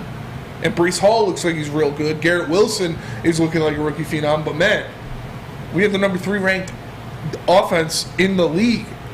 Jets have the 12th ranked offense in the league, and the Giants were around 16 or 17. Yeah, there's one more thing I guess I want to consider too when we're discussing the Jets and the Giants in comparison to Dan Campbell, and even the schedule this year. Brian Daboll more specifically. I start with him because that's the name. That's the one they got into it about. What up? I just forgot in the Woodward chat, our boy Abe's in there. You're gonna have to buy him a jersey if we lose, and we're gonna lose. If we lose, we're gonna lose. Real quick though, I did the homework. Look at the teams that the Giants have beat. A combined record of 9-11. Right, not the greatest teams in the Titans. 3-2. They're looking a little sketchy this year. The Packers, that was pretty damn impressive. It was in London though. Weird things happened in London. Lions had a whole situation in London against the Falcons. Werewolves of London. Werewolves of London. That's a good song. But I don't even know that song. You guys never heard that song? Yes. No? Okay. Sam Flannel has. I guarantee half of the chat has. Got no club sauce heard that song. All right, I'm sorry. They have more wins, yes. But I think just in comparison to this year, and I'm not giving I couldn't tell you anyone right now that Dan Campbell's a good head coach. I couldn't. I'd be lying, and I'd grant you permission to smack me across the face. It'd be dead ass lie. Dan Campbell's not a good coach. He's very much in the prove it phase, and I hope he does it. But in comparison, schedule-wise, I mean, we've played tougher teams. Like, straight up. The record of the Detroit Lions schedule, 14-11. You guys have been whooping on it, beating us up. 13-7, I'm sorry for the teams that beat us, but altogether 14-11 because Commanders, the one team that we did beat, though that ugly 1-4. The combined record for the teams that the Jets beat, and let's break this down a little bit, is 6-9. Not great. We're looking at the Browns, which they're kind of like sketchy from week to week. You obviously have Jacoby Brissett in there. They lost Myles Garrett for a minute due to a car accident. You have the Steelers, terrible team this year. They lost their guy. What are you laughing at? Nothing. You always distracting me. They lost TJ Watt, and then they beat the Dolphins without Tua, without Teddy. I don't even know who the hell Smith was the starting quarterback for them. Yeah. The Jets got some wins, and the Jets do look good. The defense does look promising. There is some names on there, but let's look at the teams they beat. The same way the only team that we beat was the Commanders. You know what I'm saying? Let's be realistic about it. It's not the greatest collection of names there. True. On to the Giants. Bit more impressive. You do have the Packers in it, but the combined record for the teams they beat is 9-11. Still under 500. Yeah. Surprisingly so. I mean, it's weird. I mean, it makes sense, though, when you looked at it preseason, they didn't have tough schedules. The Giants are in the NFC least, which is looking like the NFC best right now. Yeah. But they had one of the 4 easiest schedules in the NFL. Yeah. So you understand, but they're still taking care of business. They're still doing what they need to do, going out there and winning games. You see what I was laughing at? Easy on perks? No. But they go out there and they are still winning games. They are not costing their teams games with silly mistakes that Dan Campbell has done this year. He did it last year. We hoped he learned from it, but obviously he hasn't. Sam Flannel, what do you think about that? So that's the thing that I was going to kind of allude to. The Giants were not supposed to go into Tennessee and win that game, but they did. They were not supposed to win against the Green Bay Packers in London, but they found a way. That is something that when are the Lions going to find a way to win games like that? They had a chance at Minnesota, and they completely blew it. And even the New York Jets, were they supposed to win at Cleveland, come back, make that miracle comeback? No. They were not, but they found a way. Mm-hmm. Were they favored to beat the Dolphins, even without Tua and Teddy Bridgewater, a damn good roster and a winning team? No, but they went in there, or they played them at home and beat the crap out of them. It was never close. They put up 40 points. And then even the Steelers still have a lot of talented pieces on the defense, although they are missing their best one. Steelers a munch. And that's more the point. The Giants all of last season won 4 games. This season they already have won 4 games and they played 5. And their roster is not that much improved over last year, although there are some improvements. And a lot of that goes down to coaching, goes down to situational coaching. How to get the best out of their players. I mean, Daniel Jones hasn't been great this year, but at least he hasn't turned the football over. Mm-hmm. And Saquon Barkley is putting up the best season of his career. He is absolutely thriving in the Brian Daboll offense. And the Jets, Robert Saleh is a good example to me of coming in to year 2 similar to Dan Campbell. Mm-hmm. They get a grace period for last year. The Jets were 4-13. They were bad. But this year, the Jets have shown improvement. They have a good defense, a lot of talented defensive pieces, and that's Robert Saleh's specialty. All of their first-round draft picks have looked amazing so far. Garrett Wilson is on the fast track to possibly becoming Offensive Rookie of the Year. Sauce Gardner looks like he's going to be a Pro Bowler year 1, probably going to win Defensive Rookie of the Year. And Jermaine Johnson has even been impactful. Yeah. So that's the thing. With the Giants and the Jets, you see improvement. You see tangible things. And with the Lions, we just have to make all of these excuses. But they keep losing. They don't win those games that the Giants and the Jets have won this year to have winning records. The Lions blew their chances. I'm sorry. What, dude? Calm down. You're right, Sam. They're not making the plays needed. They're not making the plays. King Horse number one sport chat says Flannel Sam's good takes, but he speaks like he's talking in a eulogy or something. He speaks like he's giving a he calls you Funeral Sam. He brings the facts. He's right, man. They're not making the plays that they need to win these games. They're not. Would you have confidence in the Lions to be able to score 2 touchdowns in the last 2 minutes of the game like the Jets did against Cleveland to win that? Hell no. But would you still say the Lions have faced stiffer competition? But But the Giants and the Jets have won some games that they weren't supposed to win, something the Lions haven't done yet. And that's the point. Why do the Lions always have to be the team that has the excuses, has to look at injuries? When are they just going to rise up and win some of these games? The Giants have, the Jets have, the Lions, we're still waiting. Yeah. Well, to be fair, the one Jets did win, they weren't supposed to win. They were led by a Super Bowl winning quarterback, Joe Flacco. Just saying. Which is even furthers my point because their starting young quarterback, Zach Wilson, wasn't even playing. They had to go to the dead body of Joe Flacco, and they still won. He's right. He's right. I guess I'll give you that. They did win the one they weren't supposed to. But overall, all in all, the Lions have still faced better teams. I mean, the 2 teams losing records, the Patriots 2-3. They were 1-3 going into that game. You know, if you want that point to stand on higher ground, then the Lions should beat the Vikings. If the Lions had beat the Vikings, I think we would be looking at this season completely differently. Oh, for sure. We would be looking at this regime as possibly being Dan Campbell, Aaron Glenn, Ben Johnson. This could be our future. But no, they blew that game, they blew their season, and now it's completely over. And the Jets and Giants are excited. They're in playoff races. They have winning records, something that the Lions, it's just a pipe dream at this point, and it's sad, but it's true. It is. It's tough for me to see these teams that, like you said, just go out there and win besides the injuries. Besides, rookie head coaches, young quarterbacks, things that not having a third offense, and that they go out there and it doesn't matter what's up against them. They're down 2 touchdowns with 2 minutes left in the game. They go out there and win. While the Lions have a game that they've controlled, have a game that they're leading, they go out there and lose. And they lose that game. And that is a game they should have won against better competition. Where, like you said, your team gave you everything, and they go out there and do it, and it's tough, man. You need some help. You need some help, especially during our buy and sell segments.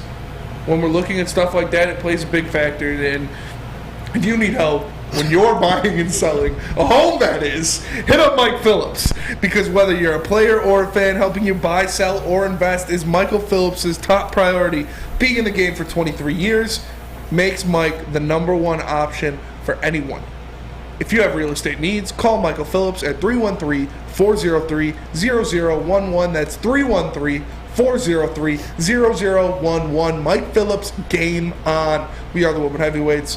We'll be right back. Life is full of hard choices. We're here to make one of life's biggest decisions as simple as possible. My name is Christina Gennari, and for over 20 years, I've helped hundreds of families buy and sell homes. We cover all of Metro Detroit and more, from large luxury homes to starter homes.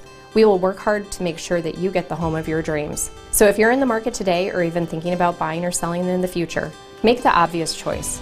Christina Gennari, the obvious choice in real estate. Visit us at soldchristina.com today. 3 NBA championships. Detroit fans were there. 11 Stanley Cups. Detroit fans were there. 4 World Series wins. Detroit fans were there. And that one Lions playoff win in 1991. Yeah, Detroit fans were there. Woodward Sports, where the fans are. The official meat supplier of the Woodward Sports Network is The Butchery. Call 248-682-COWS. Yes, 248-682-COWS.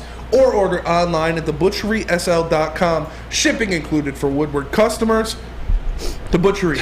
Meats, eats, and treats. So if you want to be a munch, you want to get some of this meat for lunch, go to the butchery. Sandwiches to die for. Wagyu meats and artisan breads inspired by the legend chef Dave. And I'm telling you guys, man, we had this food. We went out there and we had it. And it was one of the best sandwiches, the best sandwich I've ever had in my entire life. So go hit up the butchery and get you something to munch.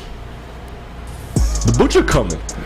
What up, though? Welcome back to Woodward Heavyweights, live on WoodwardSports.com. I'm your boy Eazy, joined by my man Spin More Rex. We got Young Sus in the TV booth, JB Smooth in a hot dog suit, and Flannel Sam in the match chair as always. What up, though? Show is off the rails, man. Chat's going crazy. I'm dying in the Woodward Sports chat, man. You guys are hilarious today, man. I can't, dude. Hashtag Clown Sauce. But moving on, we skipped a segment. This is one you poo-pooed away, I think a couple weeks ago now, and it is Brad Holmes tanking, because somehow, some way, he's avoided a bit of the strays, I guess, for this roster being so bad. Because as much as like we want Dan Campbell to coach it up, it's Brad Holmes' job to acquire talent for him to hit the field with. We know that talent is one of the issues going on with this roster, with this team. I mean, it's one of the issues we can point to for sure. But is he tanking? Or are these like actual like bad decisions made by our beloved Brad Holmes? Sam, you look eager on this one, so I'm going to you first. You flex that mic quick as hell. I mean, Brad Holmes is obviously not tanking, but one uncomfortable thing that I think we should probably discuss now, what if Aiden Hutchinson just isn't the guy? And Brad Holmes drafted him number 2 overall in his second draft with the Lions. I don't care if it is sort of hindsight, if you draft a player who busts out at the number 2 overall pick, it's on you as the general manager. You're going to be seen as the guy who should have seen it coming. And I'm not calling for Aiden Hutchinson to be a bust, by the way. Coming.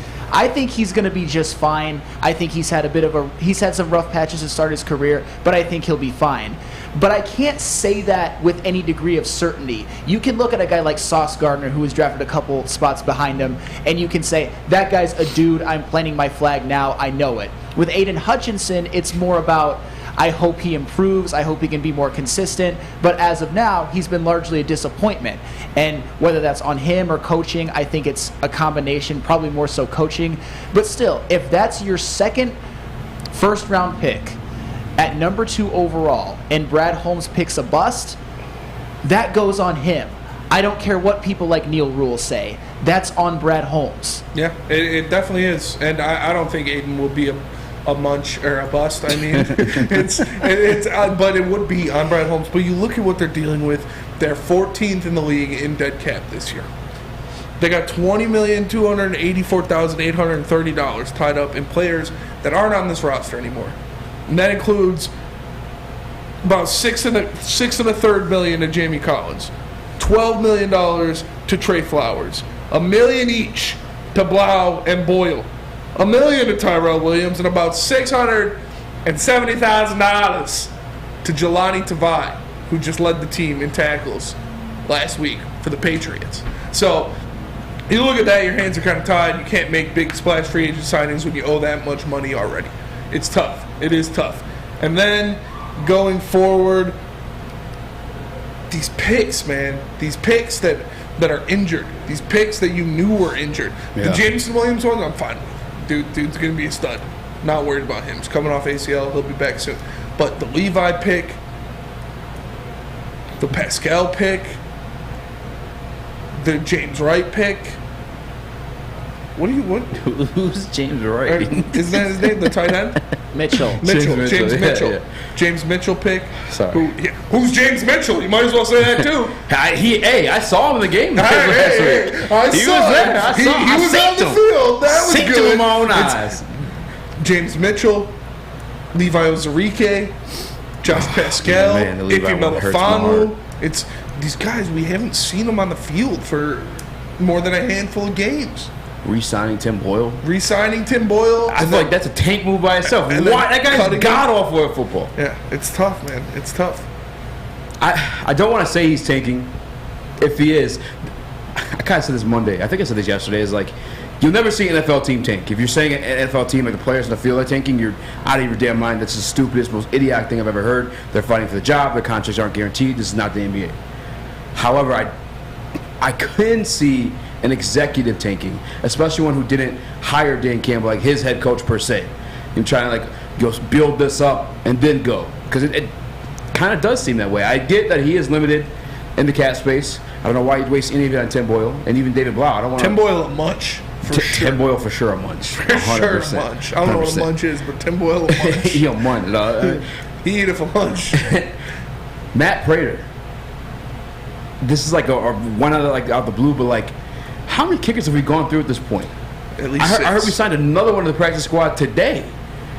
Matt Prater's not getting paid all that much money. All that munch money. All that munch money down there in AZ. But he's a proven commodity. Yeah. Well, bring him back. Are you tanking? I'm saying, are you what was the move there? Riley Patterson cut. Now I get that between him and Austin Seibert it was pretty close. Are these bad decisions or is he tanking? I mean, if he's tanking, I'm not mad at it. If he's not tanking, you're being a munch. I'm just saying, the hurt players especially, and I get it though. He is more likely to be here, even with Dan Campbell's gone. He's not fully attached to Dan Campbell. He's not his pick of the litter. He's not his head coach. And this is a building process. We are in year 2 of I'm not even calling this a rebuild. We're in year 2 of a build. The Lions have never had nothing to call a rebuild, to build back to. We've always been a munch. We've always been ass. This is a build in itself, so I get it. You draft guys that have some high potential, but are injured and just there at that moment, and maybe you see a lesser record. You collect back another high draft pick or what? And I'm not bashing Brad Holmes in terms of me saying he's done a bad job, a poor performance. If Aiden Hutchinson ends up being a bust, I mean that would for sure suck. But I'm just trying to figure out the game plan here a little bit here with these injured players. Where you at, the JB? Speaking of eating munches and wearing a hot dog suit. Munches, hot dog suit. It's not that much. JB a eater, he dressed like a lunch. Oh my God. I don't think Brad Holmes is tanking. I just think he's making very, very bad decisions when it comes to signing these people. I don't know what it is he sees in them at the time being, but I don't know. I think he's just trying to take a flyer on some of these people to give us some bit of a hope, but I would much rather you just keep the money that you have right now and just save that for next year. Why are we spending on these people that are just going to do nothing? As you guys said, they signed a new kicker to the practice squad. Who is Sam Picken? I have no idea who this person is at all. But why are we signing these people for no reason when they're not going to do anything? He a munch. Play on Sam, flex and Mike. I mean, to be fair to Brad Holmes, though, because we kind of went in at him a little bit. For every Iffy Melifonwu, there's a Monra St. Brown. You know what I mean? There's Malcolm Rodriguez. There's Penei Sewell. Guys like that. Aleem McNeil. So Brad Holmes has made some good picks. Some guys that we're looking at as being potential all-pros, Pro Bowlers. There are some questionable ones, like, Josh Pascal obviously hasn't played. Levi Onwuzurike. I don't see it for him ever becoming an impactful player for the Lions. But you can't bat 1,000 as a GM. You just have to hope that you get more impactful hits than misses. And that's where I think Aiden Hutchinson comes in. Aiden Hutchinson working out and being good is absolutely massive for Brad Holmes. I think he will, and I think Brad Holmes does deserve credit for some of the picks he's made and what he's done with the salary cap. He's most certainly not tanking. That's crazy for right now, honestly, man. Going for it in the Woodward Sports chat, my name says going for it on 4th down. For every 4th down, kind of looks like you're tanking. I mean, that's not on Brad Holmes, though. No, that's not on Brad Holmes. But if you were to tank, it does though a little bit, honestly. Dude, just go for it. We got Will Anderson coming up. I mean, that's the thing, though. It's not on the players to tank. It's on the coaches and the executives. It's the idea of tanking is to put a team out there that's so bad and make such puzzling decisions that they're incapable of winning and they lose. So there's certainly been some things that have happened that are beyond questionable, but the Lions, with how much hope they had coming into the season to at least improve, I don't think they're actively tanking. Although if they're going to start right now, because it's over. Mm-hmm. I'm with you. I'm with you too. They should tank this year. It's already over. I want Will Anderson. I want Will Anderson wearing a Lions uniform next year. Kinky. Hey, yo! Is it? Tell us about Planet Fitness. Planet Fitness. Obviously, Planet Fitness is offering a special. $1 down, $10 a month from now until October 14th, so you have to act fast. Join in club or online at planetfitness.com. Woodward Sports is broadcasting live from Planet Fitness on Ryan Road in Sterling Heights all day Wednesday, October 26th. You can win prizes like Michigan versus MSU tickets, including a free 1-year Black Card membership. You could win an autographed Darren McCarty jersey. You could win an autographed Braylon Edwards jersey. You could win a picture with JB in the hot dog suit. So make sure you come check us out at Planet Fitness. It's Planet Fitness where your fitness is essential. Much more coming your way. Work and at home. We're there with smarter security solutions. Featuring complete automation with customized alerts and more. For over 90 years, we've been the company that's been counted on to protect what matters most, all with personalized service and care. Right now, for a limited time, receive a free video device plus free installation with a new home system. Guardian Alarm. We protect Michigan. When you need apparel, there's only one place to go.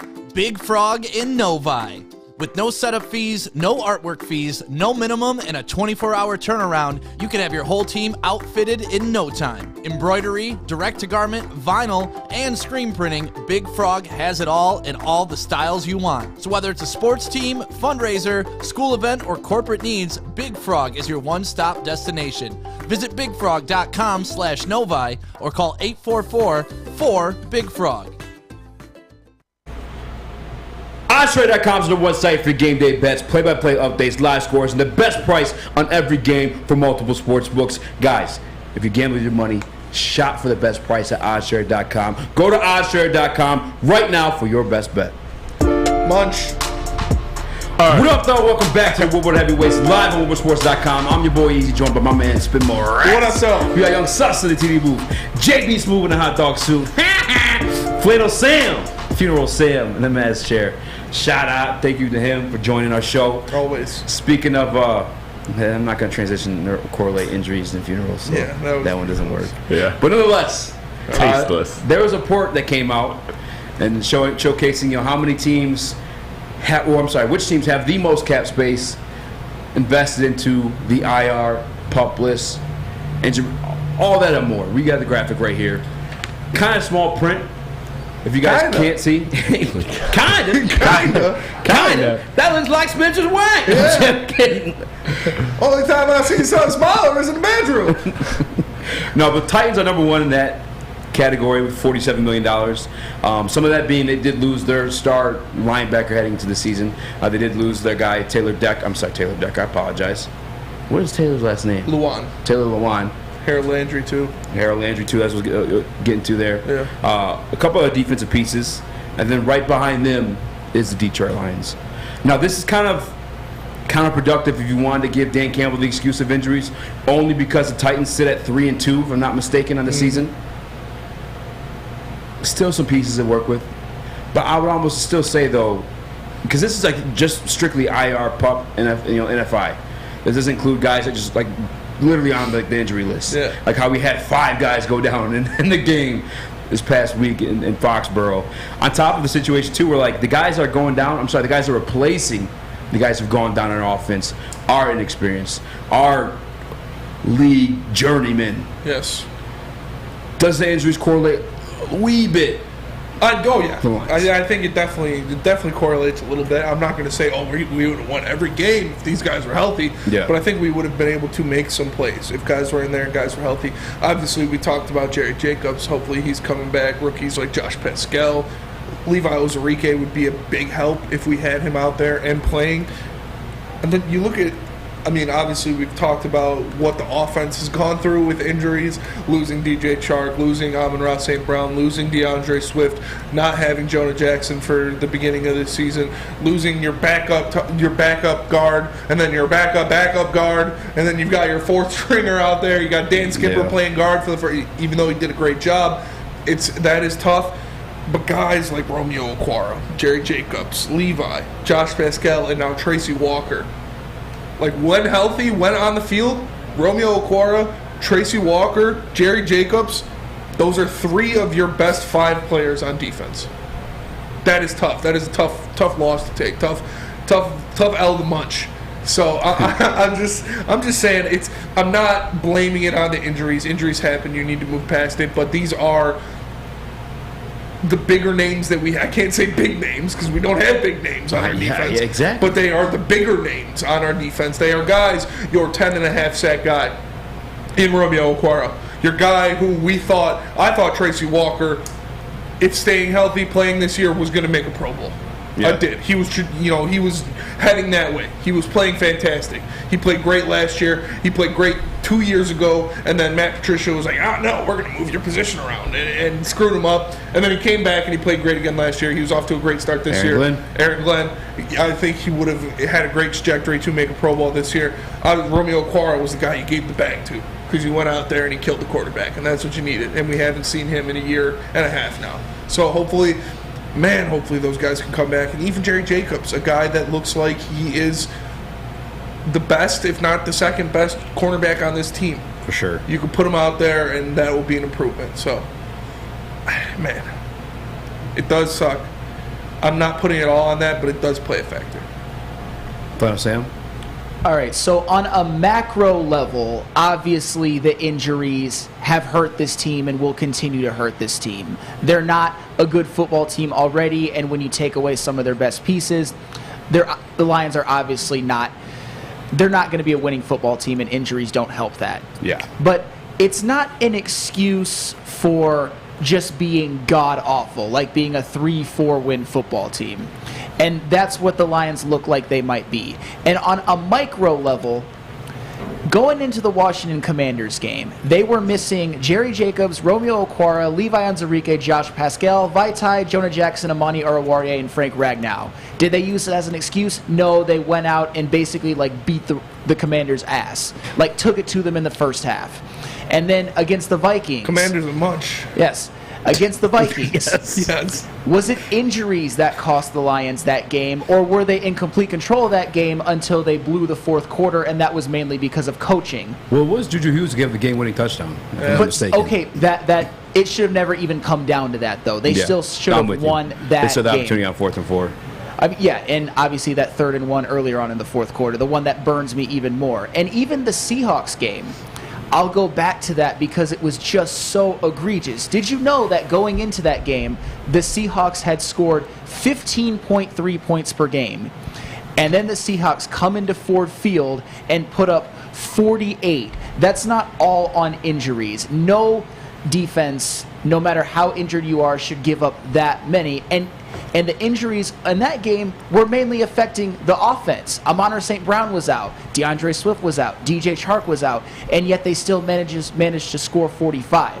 So to sum that all up, injuries are obviously not going to help. It's going to cost the team maybe a win or two in the macro. But in the micro, there were a couple winnable games the Lions should have had, injuries be damned. And I'm tired of that being the go-to excuse all the time. I'm with you and tired of it being the go-to excuse. Back to him. No, but there we go. Check out what they wanted. Laundry. Munches. No, but Chad is a munch. I am tired of it being the go-to excuse. I'm 100% with you on that one.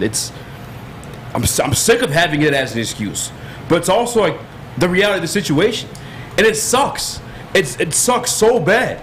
And at this point, we had the conversation 2 to 3 weeks ago. We were like, what's going on with this training staff? And as such, you actually asked in the beginning of the season, right away, because Dan Campbell was like, hey, man, sorry I got you in the pads early, man. You're all I think about. I'm a munch. No, but I'm a munch, man. But no, you asked, is that going to correlate to injuries? And I'm like, that's all I care about, man. No. But I could have been wrong. Because these injuries keep happening time and time and time again. Damn, bro. This is too consistent of a thing. Mm-hmm. I mean, you're literally talking double what the average is. The average is around anywhere from 16 to 20 if you look at that chart, and it's at $42 million. And that chart is just the guys on IR. We still have guys just out for weeks because we can't afford to put them on IR yet because we need them for the season. John Kaminsky, Josh Pascal, DJ Chark. DeAndre Swift. Yeah, DeAndre Swift. Like, Amon-Ra St. Brown's yeah. playing hurt. Yeah. We can't even afford to put him on the IR because we need him back as soon as possible.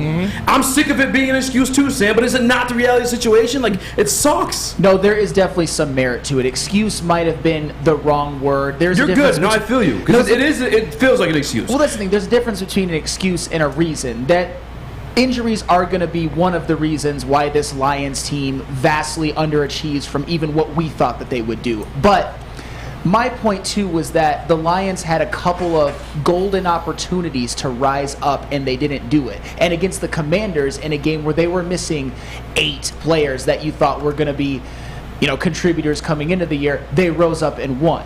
You can't just lay down and die because of injuries, but at the same time, you'd rather not have them, and they will affect you because you want your best players to play. They will affect you, but I agree. We were in situations where we could have won games. In that Vikings game, we were in a situation where we could have won that game. In that Seattle game, we were in a situation where we could have won that game.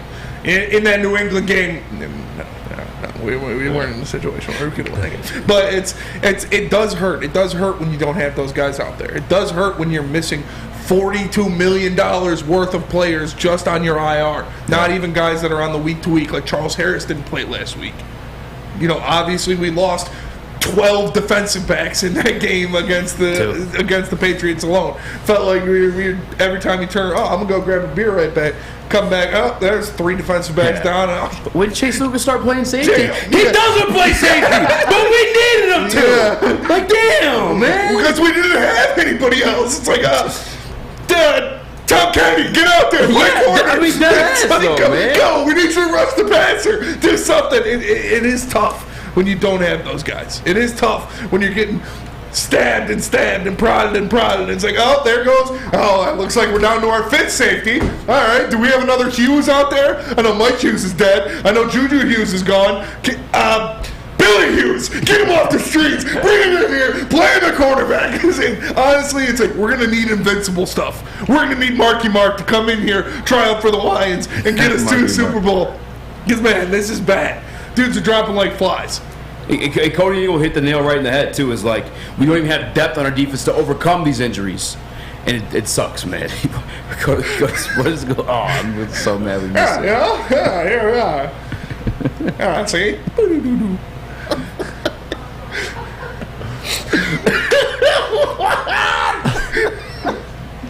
Dan Campbell a munch. There it is. Rob Salah. Rob Salah. Oh, man. You want to hear something cool? I actually want the Lions to win. Had a close source to Rob Salah tell me he's coming. Said, yo, go win. Yo. They were Michigan State fans. They said, Rob coming. No, but I just kind of hope sooner than later. I don't know. Is Rob Salah a better coach than Campbell? Yes. By a large magnitude right now because he's shown it. I don't know. They got a squad, though. He's got a better team. He's got a much better team. Hey, Whitey in the booth. Tell us about Chili Peppers. Hey, white boy. I gotta fix my chair. Oh my god. Alright. Hey everyone, I'm Chris here to tell you about Chili Peppers Tanning. Chili Peppers Tanning is where you'll find the cleanest salons in the D with spotless, sanitized rooms and trained and certified professionals. Join the Chili Peppers Club. They'll beat all competitors by $5. $5? Yes, man. Don't forget to pick up Australian Gold, Designer Skin, Calatin, and Swedish Beauty lotions. Chili Peppers Tanning has the hottest balls, the hottest deals, the darkest tans, Vitamin D headquarters, 27 locations, and more coming. We are the Woodward Heavyweights. We'll be Brazilian lotions. For a limited time only, all new burgers and loaded fries at Big Boy. It's not a Slim Jim, it's the Big Jim. The chili cheese is such a tease. Guess what else is new? The bacon blue. How about upgrading those fries? Chili cheese fries, baked potato fries, nacho fries. What will it be? Satisfy those taste buds at Big Boy. We don't like to brag that we are the toughest sports network in Detroit, but we do have a guy named Darren McCarty on our side. Lemieux and McCarty, who've had a good knockdown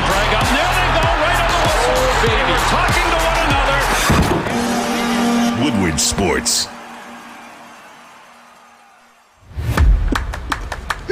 What up, though?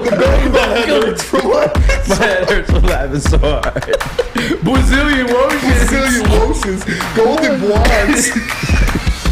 Wow. What up, though? Welcome back to the Woodward Heavyweights. I'm your boy, Eazy, joined by my man, Spin Morax. What up, though? We got Young Sons to the T-Boo, JB Smooth, and a hot dog suit. And the show's just been this wild. We got newly nicknamed Funeral Sam, the Legend Killer. That's a perfect nickname for a serial killer, too, by the way. We gotta change it from Young Sus to Baby Sus. Baby Sus, do. All right, guys. We've been bitching and crying about the Lions all damn day. Detroit Pistons play tonight. Yes, they do. Can we talk about the Pistons? Can we talk about Kate Cunningham? I hope they get the W. No, we can't talk about the Pistons because there are some things I want to see out of the Pistons in this preseason game. I want to see Kate Cunningham go out there and get comfortable. I want to see Jaden Ivey continue to. I'm telling you, the back of my head hurts every time I laugh. I think it's going to explode. Jaden Ivey to continue out there and ball out. I want to see that happen. I want to see the return of Jalen Duren. He dealt with a little bit of injury, so he sat out the last game. He sat out practice, but hopefully he comes back and he does what he does best. That is gang rebound. That is block shots. That is go out there and be the physical monster that he is. And one thing, the biggest thing, the one thing I want more than anything out of this Pistons game, the one thing that will make me believe in Dwayne Casey, the one thing that will make me believe in this Detroit Pistons team this year, if I can see it tonight, is no Corey Joseph. I know it. Don't put him out there. I don't want to see him get a minute. Please don't put Corey Joseph on the court. Don't want to see that. Give me more Braxton Key. I want to see more Braxton Key. Less Corey Joseph. I am with you. Yeah. Give me Buddy Himes' son. Buddy Boeheim? Buddy Boeheim. Yeah. Yeah. No, I'm excited, man. One thing about the Pistons I do want to discuss with all you guys, though, actually, is the Kemba Walker situation. Kemba Walker, obviously, when we traded for him, got him from the New York Knicks. It was speculated around the league that he would have been bought out for that $9 million. It is now, speaking of the number 9, by the numbers, 9 more days to the season, and he's not taking a buyout. He says, I don't know if it's how to take this one. Does he still want to play? Because there's rumors that he was at the Celtics and was it Charlotte game? Charlotte and Boston. Yeah, Charlotte and Boston. There were rumors. He was sitting courtside. Yeah, like if you want to play it, it's not for us. Because why aren't you watching our game? You know what I'm saying? I hate Kemba Walker now. For that, yeah. Yeah, I hope they don't buy him out. I hope they don't trade him. I hope they keep him on this team every game this season and just let that fine rack go. Hey, Kemba Walker, right here, buddy. Yeah, I could play. That buyout was disgusting. But while your team's playing that you play for, you're contracted to, you're at a different game. It's like watching your two exes make out while your girlfriend's sitting at home alone. Because you're sitting there watching Boston and Charlotte play while the team that is paying your contract right now is playing a game. You are a loser. You can't use that analogy. Kemba ain't even a girl. He ain't even your side piece. Yeah, you can't use that analogy because I definitely watch my exes make out, bro. Yeah. While your girlfriend's at home waiting for you to come. 2 is greater than 1, bud. I don't know. You're not playing with it. You know, you're not in there. Kemba Walker wasn't playing in the game. He was just sitting watching while he could go play in the game. That Kemba's a munch. Kemba's a munch. Kemba's a eater. You eat it for lunch. For lunch. For lunch. It's Kemba. You're a loser for that, man. You're a loser for that. Yeah. Like, be a man. Go. You got traded. Suck it up. The Knicks didn't want you. The Knicks thought you were expendable. They traded you to us. Go support the young guys at least. Like, that's such a loser move. Yeah, if Russell Westbrook has some things to offer Jaden Ivey, I gotta assume that Kemba's got a little something at least for like the point guards. I mean, where you having to sus? I know you're a big basketball guy. Yeah, I was originally excited. I was originally excited because I thought Kemba would be a good veteran to just kind of keep around in the locker room. You know, I didn't expect him to contribute on an NBA floor because his knees are cooked. Like he's not the good player he was. So I didn't expect anything from him on the court, but off the court, I expected him to be, you know, a good guy. Like he's been talked about as this professional and all that, and he's doing this stuff, you know. But I get it.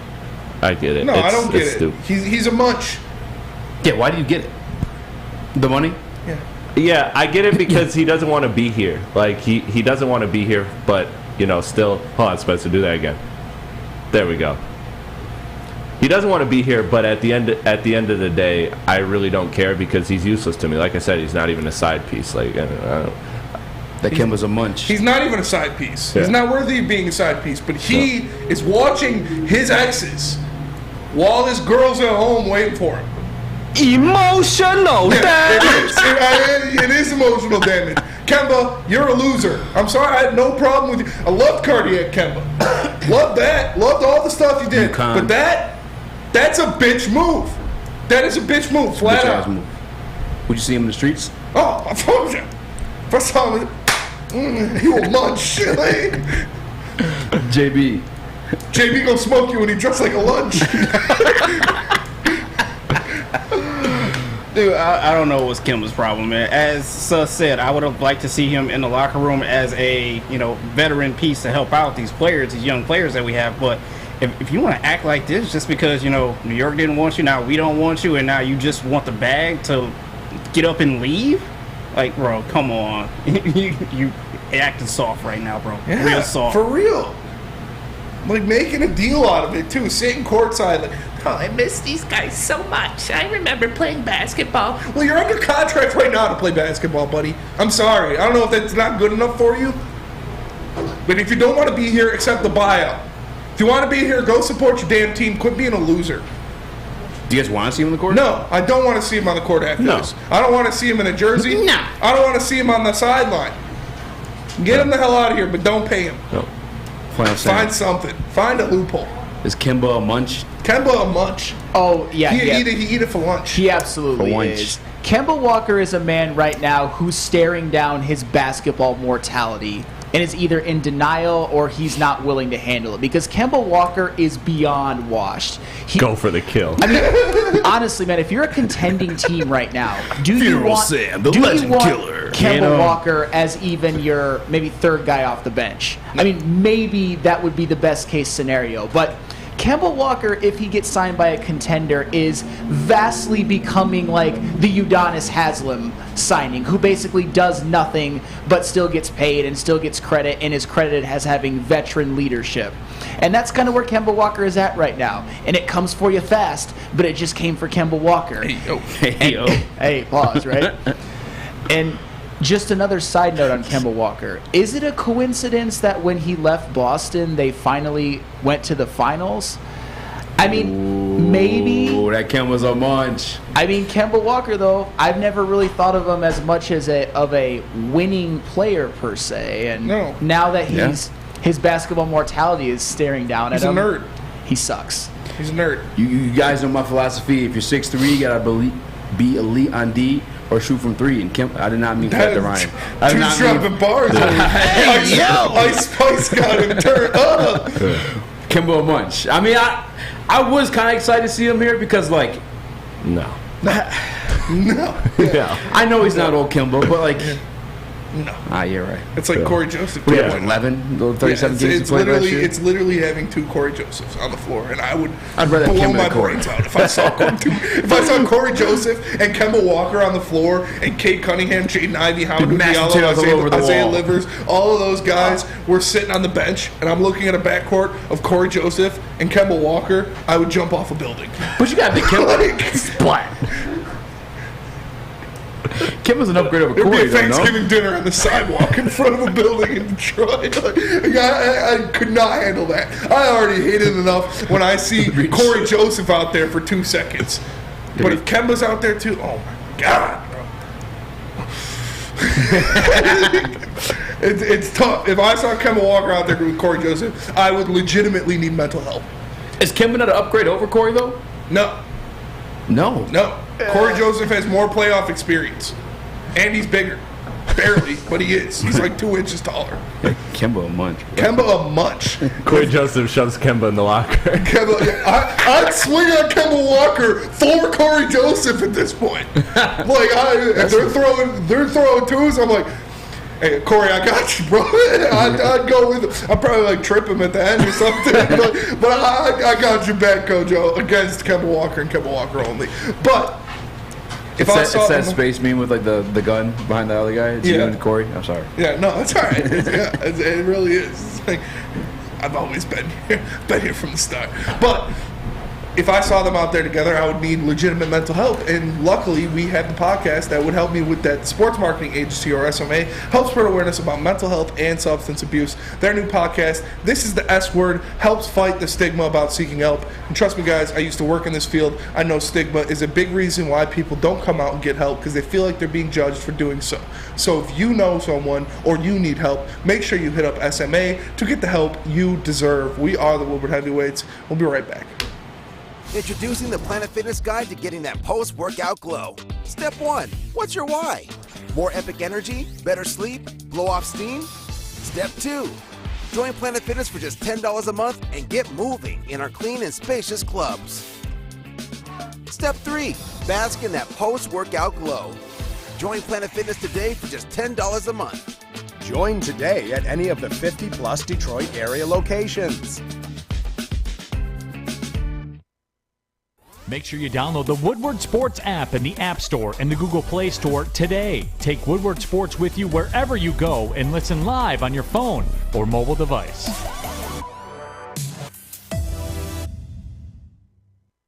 Bowling Warehouse is the home of the original football bowling pin game called Bowling.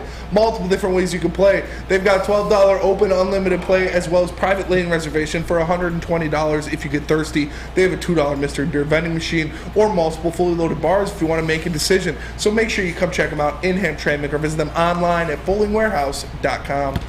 Kemba Walker, you're not invited to the Bowling Warehouse. I catch you at the Bowling Warehouse. I'm running the fade. Throwing hands. Yeah. What up, though? Welcome back to the Woodward Heavyweights. I'm your boy Eazy, joined by my man Spin Mode Rex. What up, though? You got Young Salsa, TD Booth, JB Smooth in a hot dog suit, Flannel Sam, Funeral Sam, I should say, I King Horse in the War Sport chat. By the way, Sam says, I had friends die of substance abuse. Funeral Sam right at the wake.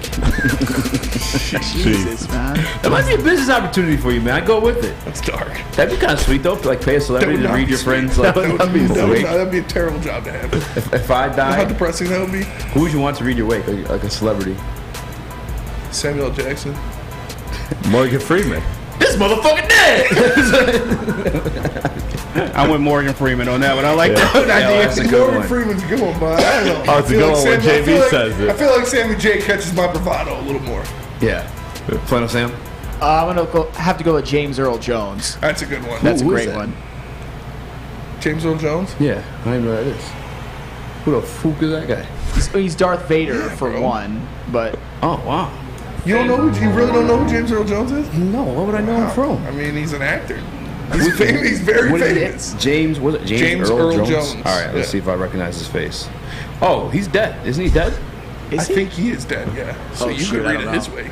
He got, he got a good voice too. Actually, no, he's not dead because he was just in the Eddie Murphy movie. Yeah, he was. Coming to Well, America that too, might have been wasn't he? filmed before, but Yeah. Was he? yeah, he was the king in Coming to America. Yeah. No, I'm saying, was he coming to America too though? JB, did you see anybody else see it? I seen it. I got to double check though. I can't remember exactly. What did he say? He put a movie in the chat that he's in. But Oh man. No, yeah, Morgan Freeman, James Earl Jones. Is he in Lion King too? I know He's you're talking about. Mufasa, I just yes, never he's knew him by his Mufasa. name. My favorite movie. he's Mufasa and Darth Vader. Like, We just have him like going through voices. Like I just like, what do they do at Awake? By the way, I never. he's the thought to- Arby's voice. Is that true? Arby's. We have the meats. The Munch. I didn't know that. I can't top that. I wish I had a better name to say. James Earl Jones is a good one. Yeah, James Earl Jones, Morgan Freeman. Those are good ones. You're right. He was in Coming to America too, the second one. Yeah. So he's still alive. Yeah. Okay. Sorry for accidentally announcing his death. Dude, Dave Chappelle would be a good one. Yeah. Dave Chappelle. Would he? Yeah. Hell yeah. This would be funny. What is Awake, by the way? Like, I don't really even know fully. I mean, it's where you go to. What's Awake? What's Awake? It's where you go to pay respects to the deceased. Is that Catholic? I don't know if it's Catholic or not. I think it's just This show has taken a very dark turn. Yeah, it has. Well, we haven't seen Really her around with us, so I'm just kidding. Fair enough. Funeral Sam. Easy's 22 says epic in the Woodward Sports chat. I'll take it. Come on, bro. Gotta know that kind of stuff. How am I supposed to know Easy's him 30, face, all right. bro? I'm not 30. I'm a munch. I'm 29. I'm 29. Did you guys see that? Did you guys ever see that viral video of that dude hollering at Ice Spice? He's like, yo, ma, I'm definitely a munch. And she's like, oh, word? And she just kept fucking she's walking. so. I'd be a munch for Ice Spice. I'd be a munch for I'd be a munch for Ice Spice. sure. She's gorgeous. Yeah. Like to pull off that hair in general, by the way, like, come on. She's rocking that. Who's that painter? Who paints on like Sunday mornings? Bob Ross. Yeah, she's pulling off the Bob Ross like she a baddie. You feel me? Like, The Bob Ross baddie. Yeah. Bob Ross baddie. That's fair. And to be fair, everyone criticized me for the James Earl Jones. Other than Sandlot, I can't tell you another movie he was in. I'm not a Star Wars guy. I knew he was Mufasa. I just don't know him by name. I didn't know that. Yeah, which one? I always ask everybody this. Which one should I watch? And I never watch it. You should watch it in the order it came out. I mean, you already know the big reveal, so you could watch it in chronological order. But like, what's the best one though? The best one, I mean, it depends. Revenge of the Sith is my favorite. Sus, have you seen Star Wars? You're a Star Wars guy. Yeah. I mean, not a big Star Wars guy, but I saw all of them except 1 and 2. I saw the ones, my dad had the old ones on tape, and then I watched 3. Empire Strikes Back is really good too. Yeah. The only one that's really, I mean, the new trilogy, complete dog water. Oh yeah, that was terrible. Some of the worst movies I've ever seen in my Which entire one? life. The new trilogy. Really? Yeah, some of the worst movies I've ever seen in my Because the entire writing, life. like, because it's forced. It's like awful. a money grab. It's forced money grab, Disneyfied. The prequels and the sequels are both fire. Yeah. But the new trilogy, awful. Terrible. The only one that's not really great of the original 6 is the Phantom Menace, but that's just because it takes a while to get started. You do get a very sick lightsaber fight at the end, and you get pod racing, which is dope. But it takes a while to get it started because it's just a kid playing in sand for like the first, half hour, 45 minutes. Yeah. The other thing too is like I don't know about like the effects, Empire special Strikes effects. You know what I'm saying like all the old heads. I just like I can't see myself sitting through like the little like there's a ship flying. It's just like some guy in a puppet like you know what I'm saying though. I don't know. Like lasers. I was more of a Harry Potter guy than a Star Wars you look kid. like it. Yeah. Harry Potter was dope. Revenge of the Sith That's me. has the longest sword fight in cinematic history in it. Revenge of the Sus. Obi-Wan versus Anakin. All right, in the middle of a volcano erupting, lightsaber battle. Did he play Darth Vader or he just did his voice? He voiced Darth Vader. All right. I have this one friend that just makes fun of that last fight in Revenge of the Sith all the time. He just constantly will even just randomly send me the clip of dude getting chopped in half when he's like, I got the high ground, it's over. No, You it's were not. my brother, Anakin. I loved you. I hate you. You were supposed to bring balance to the Force, not lead it in the darkness. Looks like a dust ball. Dude, you underestimate my power. Tries to do a flip over him. Obi-Wan says, cuts off his arms and legs. He falls into the lava. He's like burning from the lava. Looks His like no a arms. potato chip. Anakin Skywalker, the chosen one. I thought Anakin Skywalker dies? Yeah. No, he's Darth Vader. Oh. Yeah. No, this is he gets his arms and legs chopped off, and he's falling into lava. And Obi-Wan's like crying because that's his apprentice, that's his best friend. Clone Wars is great too, by the way. But it's animation, it's a TV show, fantastic though. That like shows Anakin and Obi-Wan fighting in the Clone Wars, fighting Count Dooku, all this stuff. But yeah, he's like bubbling from the lava, and he's like, "I hate you." Looking like a dirt ball. It's the nub, and then Palps comes and scoops him up and turns him into Darth Vader. Yeah. We will consult. Spoilers. All right, so sorry guys. Heavy spoilers. Did I just spoil Star Wars for you? But that's in the original trilogy.